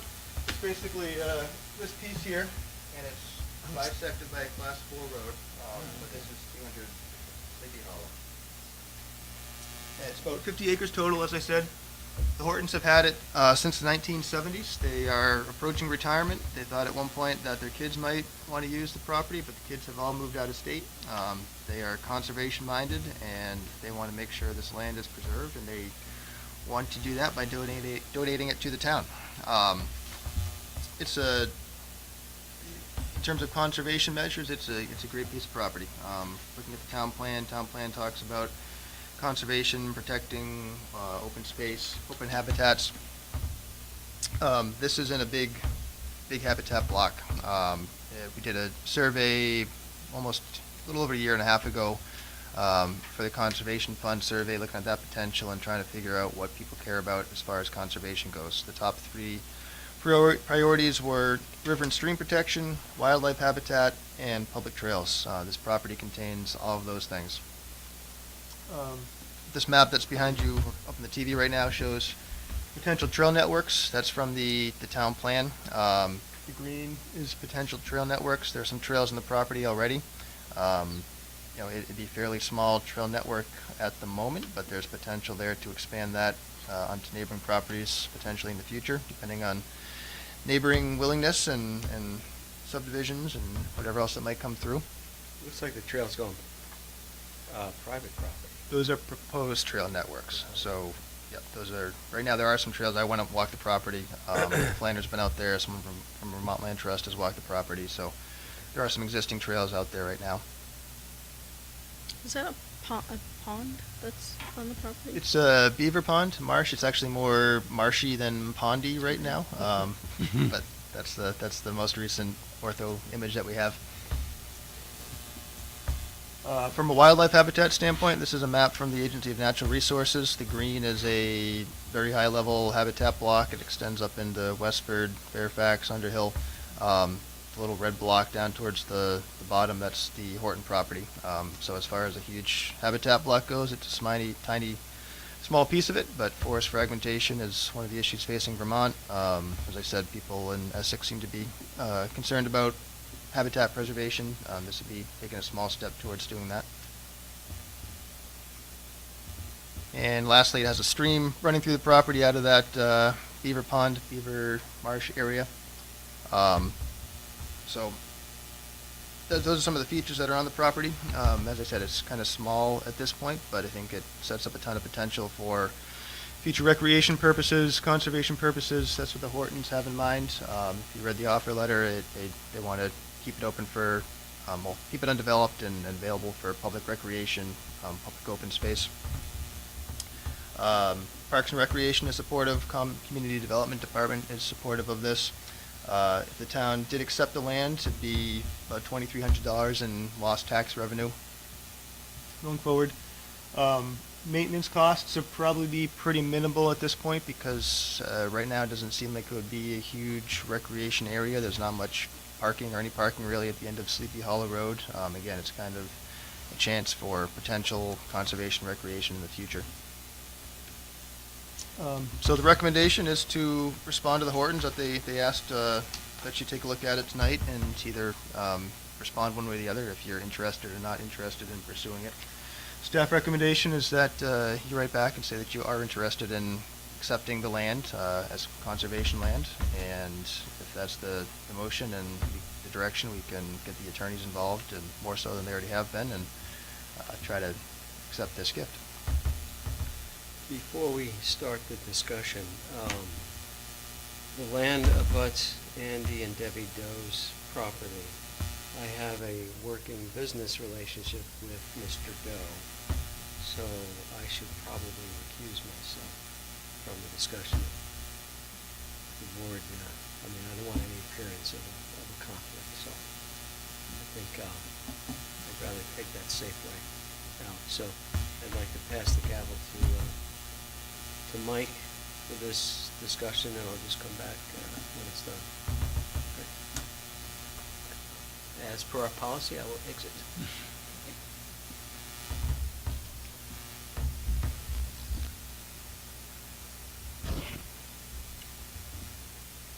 What say the board?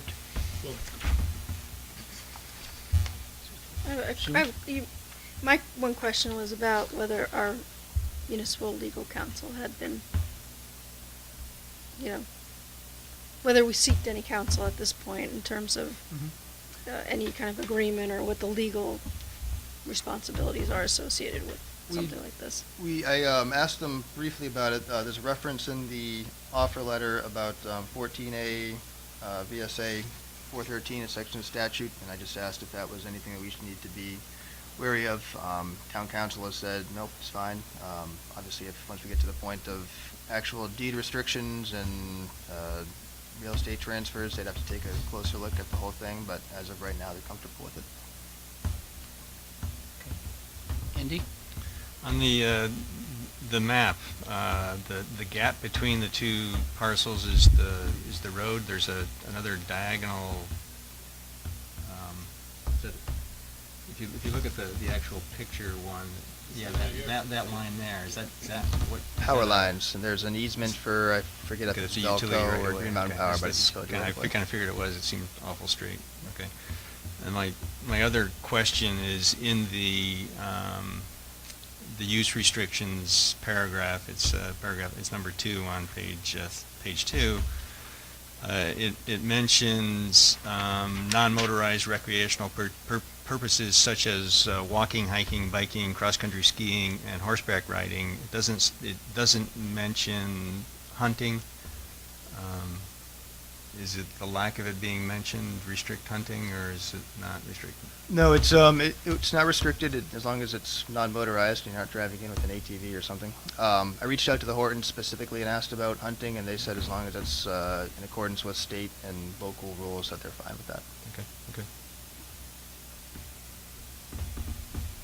Irene?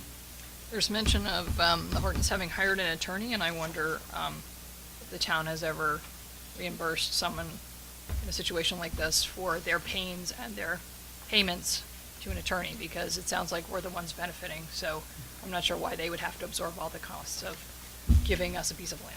They get the tax write-off. So, Okay. that's why. Yep. They Just wanted to ask the question. They would be taking a Great. tax write-off for the donation. That's part of why they engaged an attorney, to make sure that they could take a tax deduction for it. And slight aside, but hopefully at your next meeting, you'll be seeing a proposal for a conservation fund policy that Conservation and Planning Department have been working on, and the idea behind that is to help out with some of the legal costs if something like this happened in the future. Irene? So given that, should we put off approving this until after we change the policy? Well, you have I to- hate for them not to be grandfathered in. No, you'd have to accept the policy, make sure it gets funded at town meeting, so it's a few years away. They want to do this before the end of the year so they All can right. take the tax donation. Sorry, trying. Any other questions? Okay, we're going to open it to the public.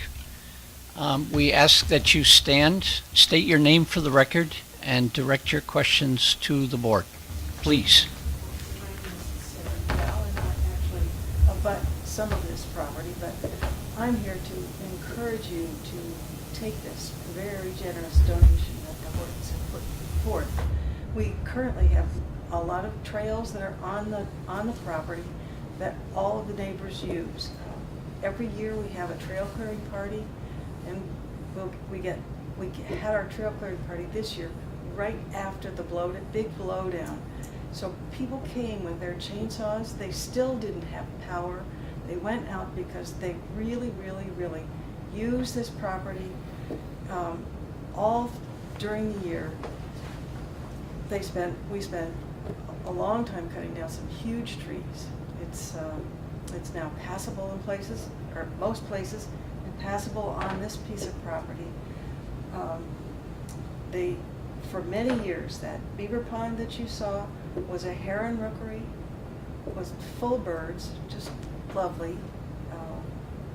Your friend Mr. Baker would come and drive out there and walk every day.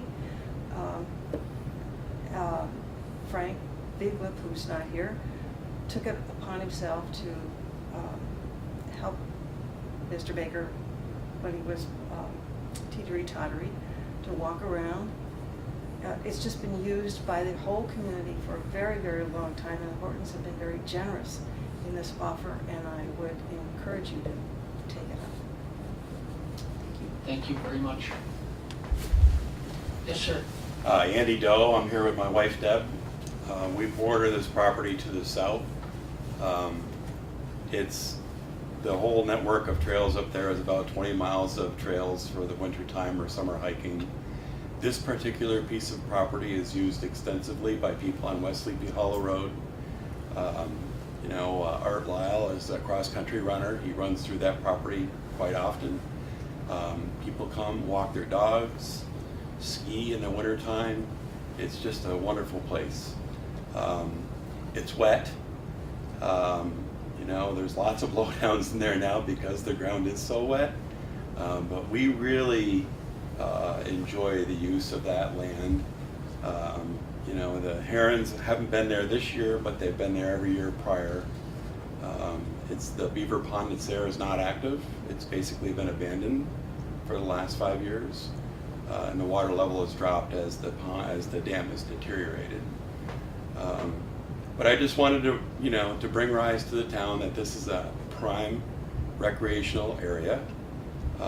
There's a group of about 15 mountain bikers, and these aren't the aging Essex demographic you're looking at. These are young people that probably want to stay in Vermont, and they come and ride in packs, and they'll come up the driveway and head down through the trail, and they'll cut over to West Sleepy Hollow. Those are the things that we should try to preserve.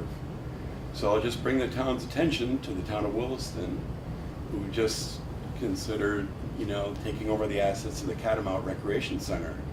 This is in parallel to that. This is an opportunity for people to be able to get out and enjoy the outdoors and see nature and use their mountain biking and their hiking, interests, and be able to do it right here in Essex. So I'm in support of this. It's a wonderful thing.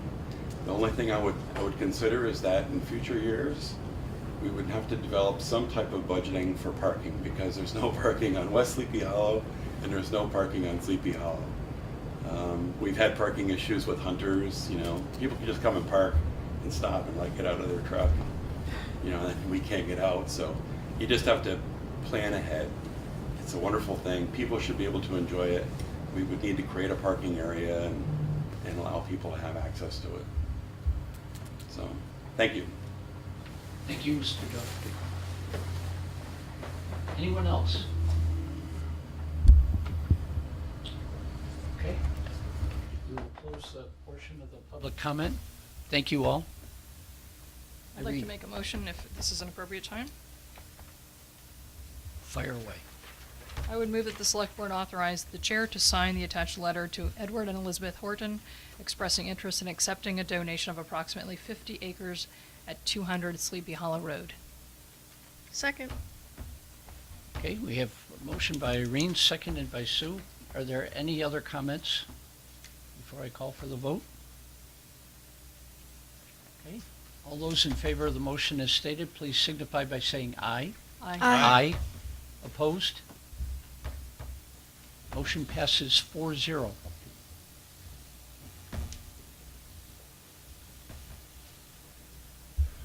Good job.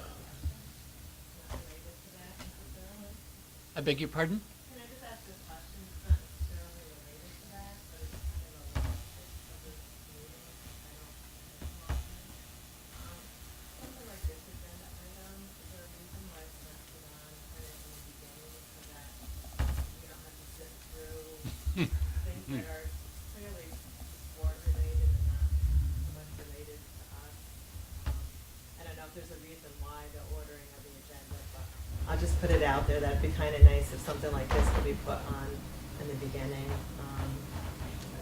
so that we don't have to sit through things that aren't really, that we don't have input to. We don't know who's going to come for these different agendas. Sometimes we get an idea. We didn't really know on this one. But in the beginning, we do have a process where we could amend it, and that would have been the time to have done that. So there is a way to do that. We unfortunately we didn't act on that today. But I see, yeah, that you have a good point. Another thing too is, we're a modern property unit, so, I don't know the logistics, but I would have thought that we would have been notified of this, proposal, and we weren't. I don't know if you were, Sally. You're the one that told us about it. No, I know, I found out through Front Porch Forum, Sunday, right, some. Yeah, the agendas for all select board agendas are always posted on besides all the other legal places where the libraries and town office and so on.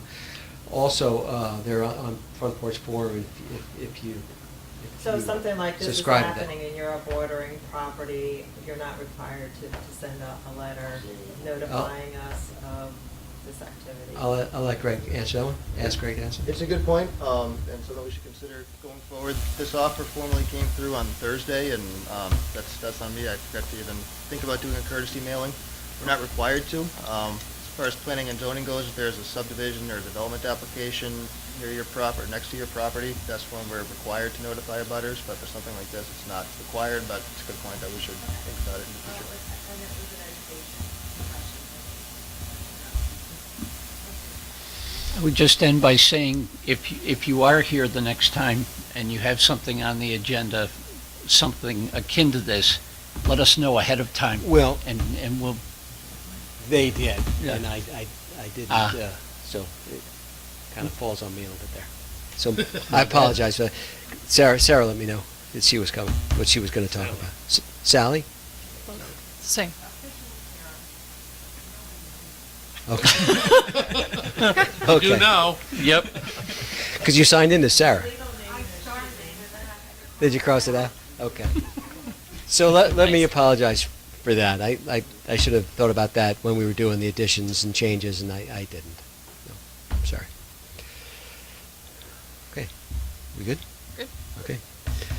All right, then we're going to move on to the next item of business, which is 5F, and that's amend the previous motion to participate in the 2020 census Luca process. Greg, again. So this is just trying to clarify for the record, or correct for the record, a motion that was made, 2 months ago.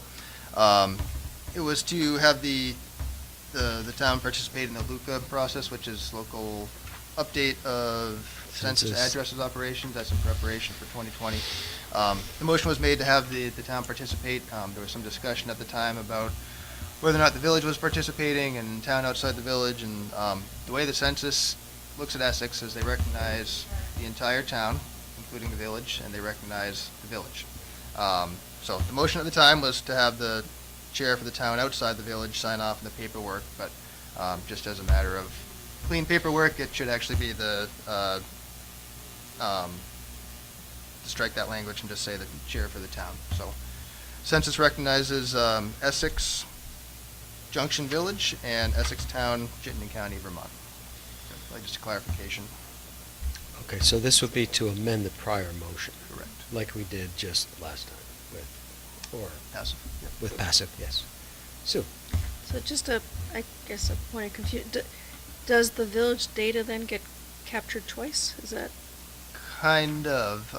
So the village, roughly census population data for the village, it's 10,000. If you look at the Essex Town population data, it's about 20,000. So combined, they're not 30,000. It's 20,000 total. And if you want to find the town outside the village population, it's total minus the village.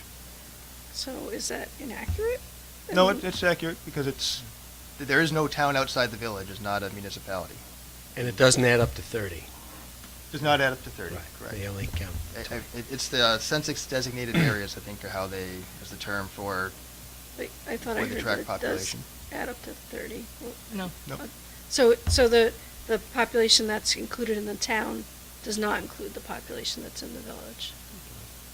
It does. does. The total population for the entire town, including the village, is about 20,000. Yep. It's about 10,000 in the village and about 10,000 outside the village. Right, and for the purpose of this exercise, we're counting that 10,000 separate as the village and including it in the town. That's how the census reports their data. Yep. So our grand list works. Okay. Okay. Other questions? All right. I'll pass, sorry. Pardon? I was going to be facetious, I won't. I'll behave. Okay. So what's the board's pleasure on this?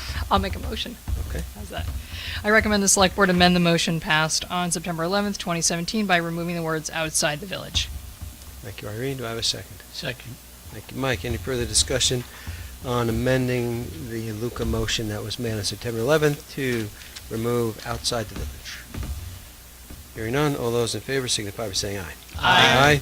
Opposed? Okay, motion passes 5-0. Going to move on to business item 5G, and that's appointment of Chittenden County Regional Planning Commission Planning Advisory Committee. That's a long one. Greg? So I'm sad to say that I've resigned from my position as the alternate to the Planning Advisory Committee. As much as I liked it and enjoyed those discussions and going to those meetings, I just don't have time, and there's a better person who can do it. So there's a new town planner, not that new anymore, but Darren Schibler has replaced me as the town planner, and he's interested in replacing me as the town's alternate to the Planning Advisory Committee. So the recommendation is that you do so, because you have a willing person who is well qualified to be there. Okay, thank you, Greg. Any questions for Greg about the new PAC person? Okay. Sue? I was just going to make a motion. That'd be because I great. didn't see any questions. Make a motion that the select board appoint Darren Schibler as the Town of Essex alternate representative to the Chittenden County Regional Planning Commission's Planning Advisory Committee.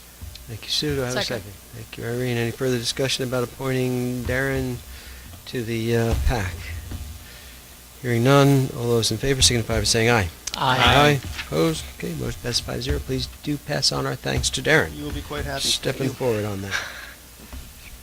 Okay, we're going to move on. We're getting down there. We're getting business item 5H, and that's approval of the November 6, 2017 Select Board minutes with corrections. Do I have a motion?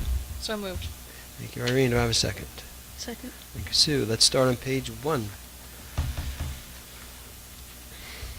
2. Page 3. Andy. No, I was anticipating. Page 4. Andy. Page 4, line 162, starts with saying, public records request ruling by the state. It should say by the Vermont Supreme Court. Good It's catch. a different entity than the state. Yeah. Different branch of government. Okay, anything else on 4?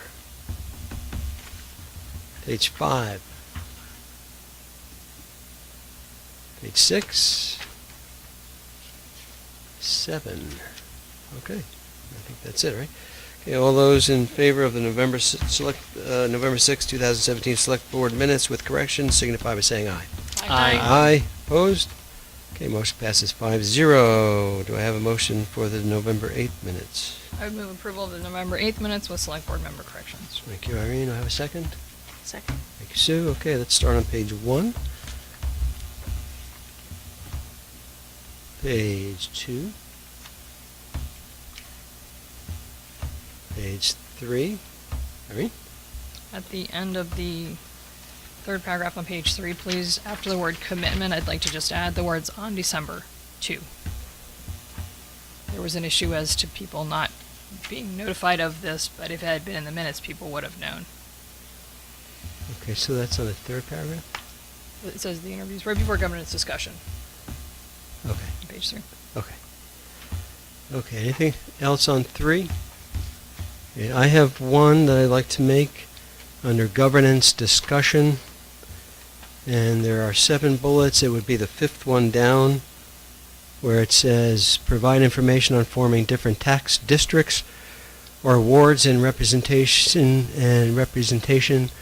comma, different entities, entities voting on different budgets and direct democracy. I'd like to include a new sentence that says specifically, Irene Renner proposed the creation of a special tax district be considered for recreation departments with possible inclusion of the libraries. I object. Okay? I was referencing comments I had heard last summer about setting up an arts district, and when you asked me if I was pushing for an STD for them, I said no, I was just reporting what I had heard from residents. Okay, but that came from you. It did, but it was not me proposing a special taxing district. It was me saying that residents had talked about putting an arts district together, including recreation and the libraries for the village, which is very different than me saying we need an STD in the village. It was not my idea, and it was not called an STD. Yeah, but you called it you I said said arts district. You said for recreation, a special tax district for recreation. I'll go back So- to the videotape before I second. Look at 1 hour, 5 minutes, and 6 seconds, and you'll see it. So you don't have to even go back. Thanks. Andy? We didn't identify the source of any of the other comments here, so I Excellent. don't think we need to include a specific name identifying where that came from. It's just an idea to be discussed. None of the other bullets have a name attached to them. Okay, well, I'm suggesting that we do that for I- the I would 5th bullet. disagree. Yes. Anything else on 3? Page 4? Okay. All those in favor of the Select Board minutes of November 8th, 2017 with correction signify by saying aye. Aye. Aye. Opposed? Nay. Nay. Okay. And that's, Minutes are not approved. what's that? Minutes are not approved. Okay. So we'll go on to Consent item number 6. Do I have a motion for consent agenda? I would move approval of the consent agenda with select board member comments. Thank you, Irene. Do I have a second? Second? Thank you, Andy. Okay, comments on consent? Yes, Pat? You see a fairly hefty document here. It comes to you from the Joint Survey Committee on Regional Dispatch. This is probably going to come to you for a vote in another month. I'm thinking quite possibly the second meeting in December. It could be as early as the 4th, but I'll know more in a couple of days, and we'll certainly give you plenty of advance notice. As you know, I've been representing you at these meetings. We've had an interested citizen helping out as well, Irene Renner. This document represents that which has been approved by the AG. So if you recall last summer's process going through the Joint Study Committee, once it was approved by the AG, it was ready for a vote. What we did different than the last Joint Study Committee is we introduced a step to come back to the legislative bodies throughout the area being covered or being proposed to be covered by this regional dispatch entity for a vote. If that vote is in the affirmative, that means that you will be putting it on the Australian ballot for the upcoming town meeting in your legislative jurisdiction. If that vote is in the negative, it means that you will not be putting it up. So it's pretty important to understand this document. This is a governance document, so the reading will not be very exciting. I will call your attention to a couple of the options in there under Section 22 and elsewhere that pay pretty close attention to those things, because there may still be an opportunity to join later. When we first started this, there was this big push and this sense of urgency to get everybody on board on this first go-around.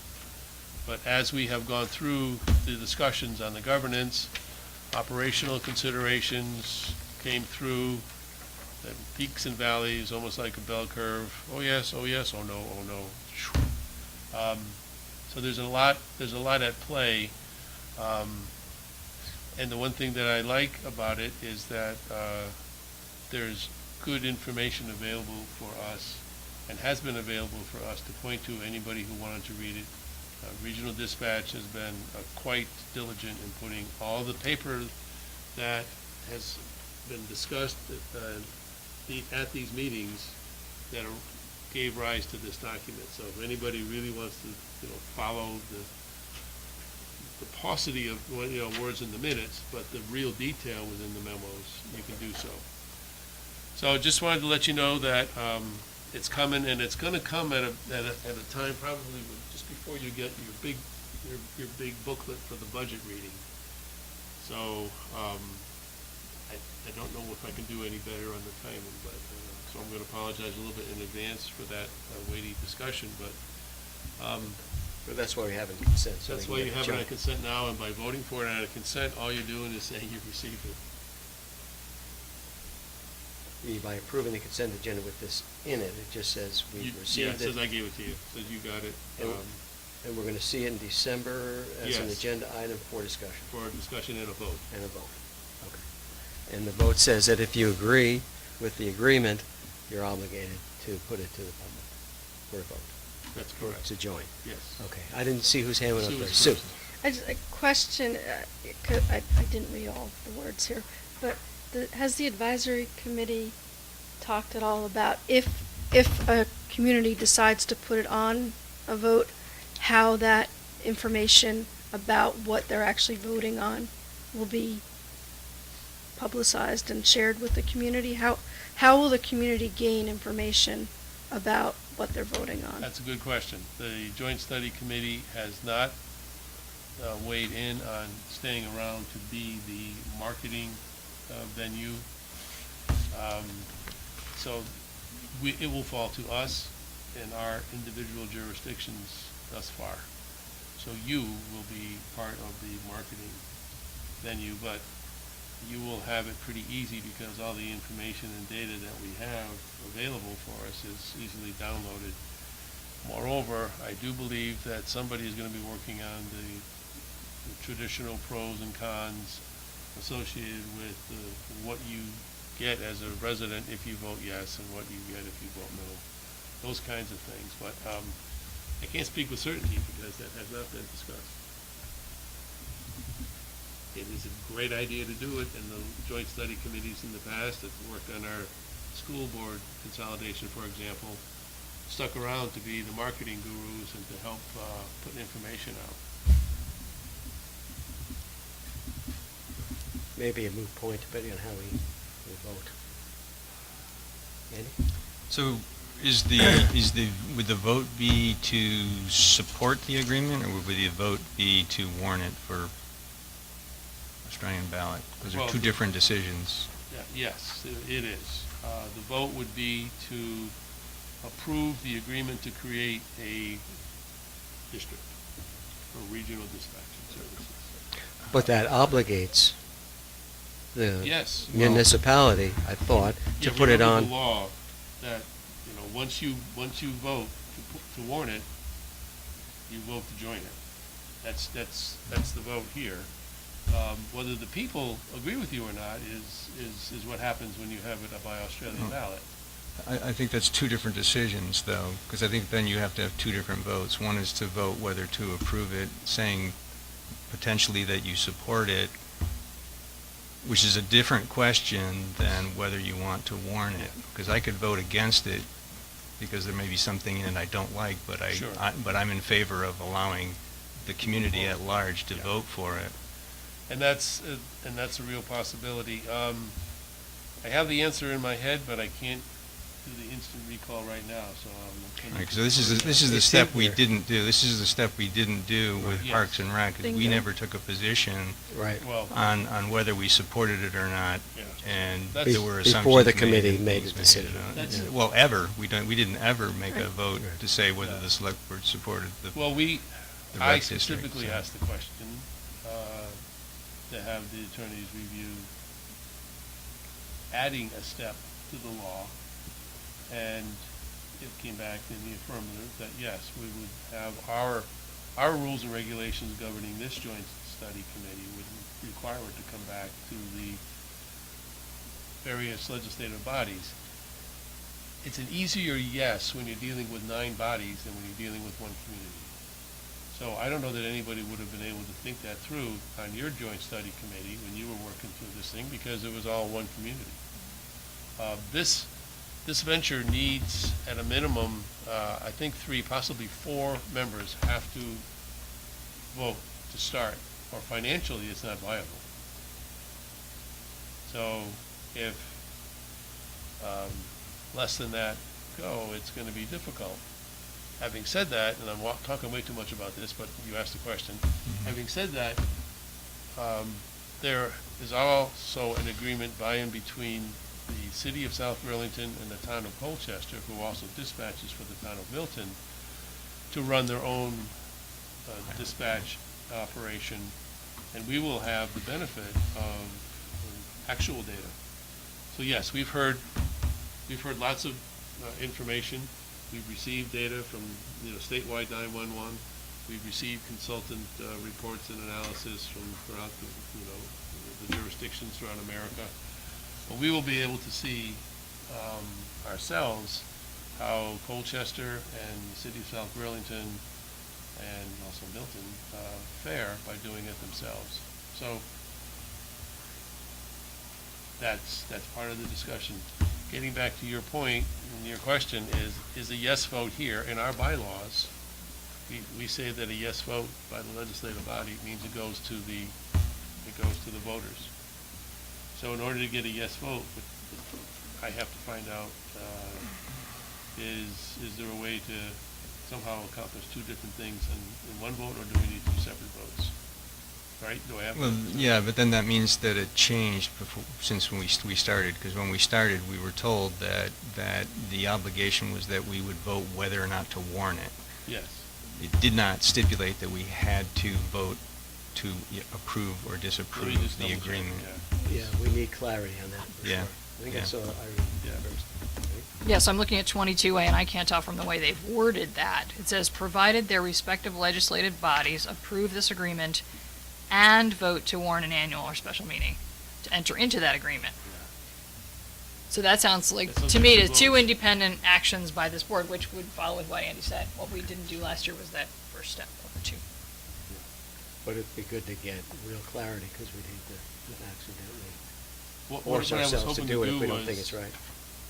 What I was hoping to do is to meet up with the chair of the committee, who seems to have done most of the writing, and find out exactly what the proposed motions are gonna be. And I don't know whether I heard it at the meeting or in the parking lot or someplace else, but I thought somebody was going to be putting together the consummate recommendation to the legislative bodies that comported exactly to this document. I think I heard it said that, whether my memory is correct or not, but I'm asking that very question of Aaron this week. Sue, yes. Yeah, can you follow up on how the information is gonna be disseminated in the community if we do decide to go to vote? Because in my view, that would be a key factor in terms of whether Sure. I think it's appropriate to go to vote or not, so. So you would like to see some form of, I would like to understand What their how. plan, how- what is their plan for public outreach and education, right? Is that, and I don't think, okay, It may yes, be up to us. I got it. I don't want to answer the question before I know.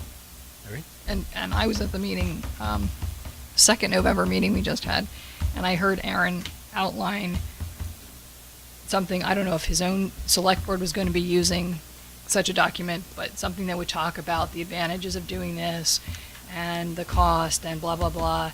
And I said, excuse me, if you don't put in the downsides, the voters are gonna, take that as their hint. So, he did outline a very bare bones, but I'm just not sure who that was for, whether it was just for his own town or whether it was gonna be a Well, I think that's what I was thinking. countywide document. I But was thinking that was gonna be our, it doesn't make any sense to have different things presented to different legislative bodies on the same topic. it doesn't accept that when you're as close to it as Aaron has been. To Yeah. have him tease out some downsides may not be an upside. Yeah. You know what I mean? Oh, sure, yeah. So, it's coming your way, and if you think of any more questions, I would like you to focus on this as the primary set of questions. I will answer Sue's question as best I can.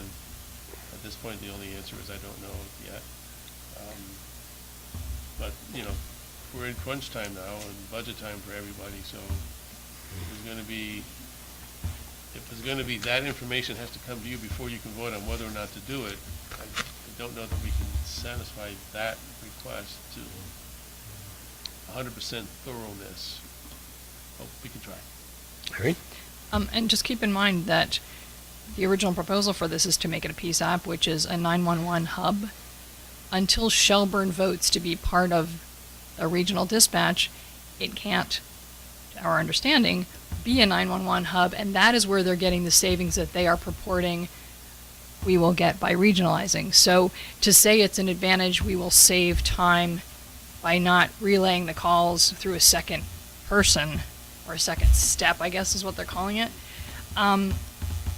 is something that, again, if it's something you really want, you're going to say this will be faster, and yet they really can't guarantee it'll be faster until Shelburne votes, and Shelburne would vote the same day we vote as a town to join or not join. So again, I think we have to be really careful at asking people what the advantages of this are when they're somewhat tentative. Yep.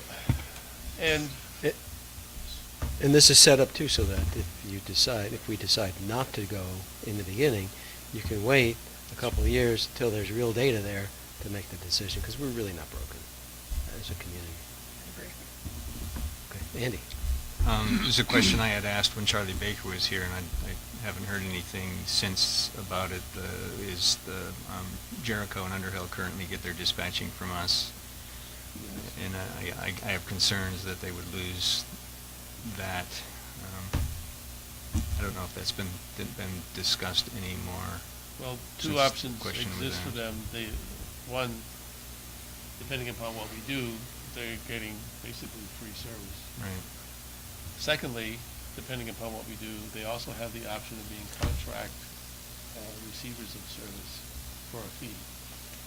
And they would be able to join up as contract service receivers by a vote of their selectmen and their selectmen only.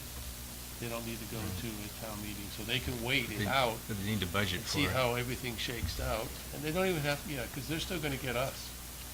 We're not gonna leave them. High and dry. No, But I thought if it was regionalized, then are we not, I guess I don't know how the thing's gonna function.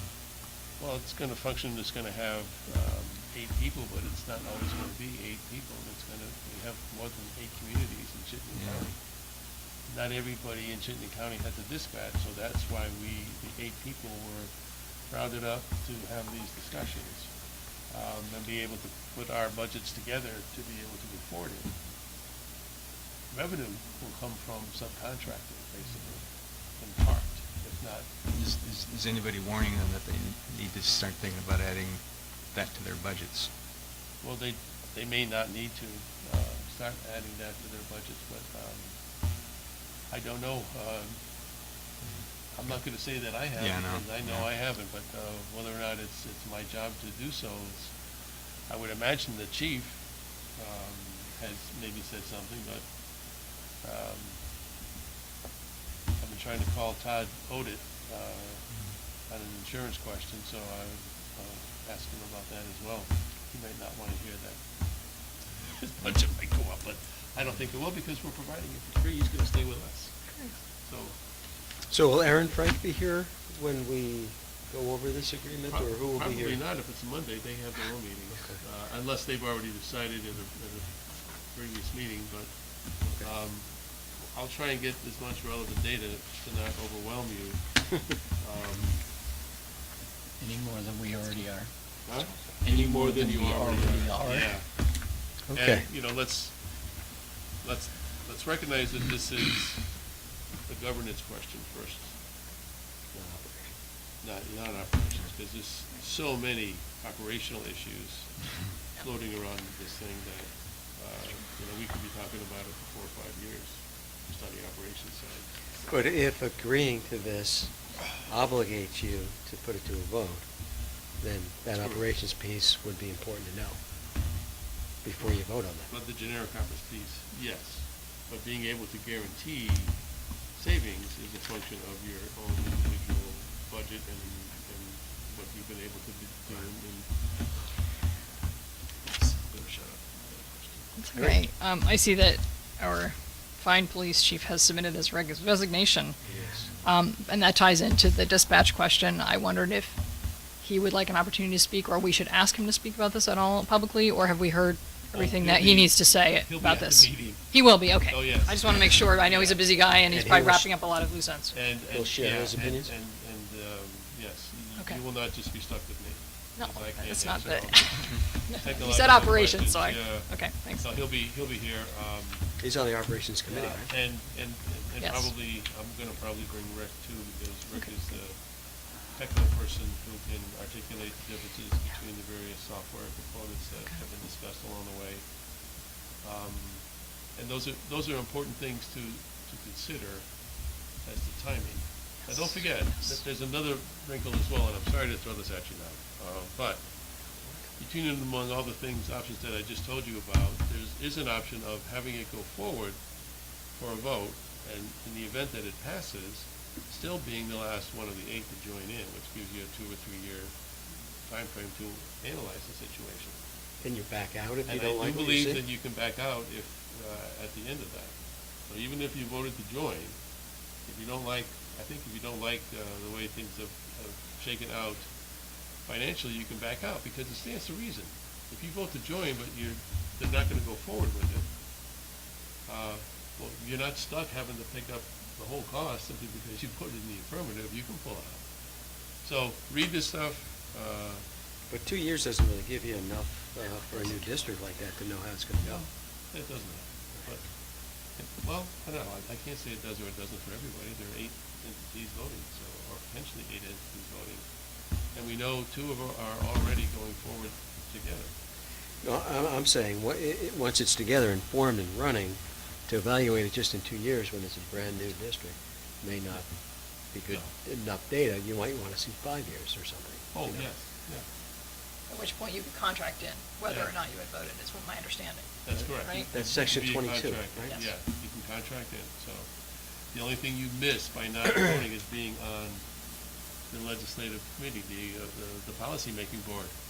But let me also say, if I was still gonna be around, and we decided, Essex, to wait, and then go in later as a contract, I'd say, yeah, we're coming in as a contract, but we got big bucks, so we wanna see it at the table.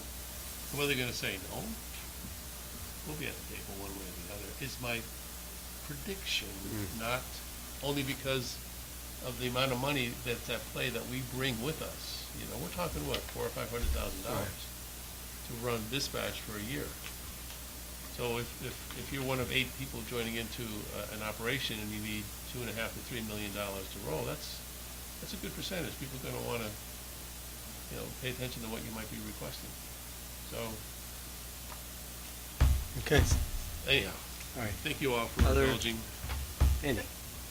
Yeah, the VLCT advocacy guide for municipal officials, I had sent the link to everybody, and I asked it to be included in the consent agenda, and I really wanted to have it in there so that the public could have access to it too, even though it says municipal officials, anybody can certainly and should consider communicating with our legislators about upcoming stuff. And given what Dennis said earlier about the bill that he says he doesn't like, we have an opportunity to certainly have the word from VLCT is they're more likely to listen to us than to them because they see them all the time, and we're actual constituents, and so I encourage people to take a look at that, and the public too, if they are so inclined. That's a particularly heinous piece of legislation being proposed, so we might want to take close attention to it. Other comments on consent? Hearing none, all those in favor of consent agenda signify by saying aye. Aye. Aye. Opposed? Okay, motion passes 5-0. No need for executive session today. I'll entertain a motion to adjourn. So moved. Thank you, Irene. Do I have a second? Second? Thank you, Sue. All those in favor of adjourning signify by saying aye. Aye. Aye. Opposed? Okay, we're out 5-0. Thank you all.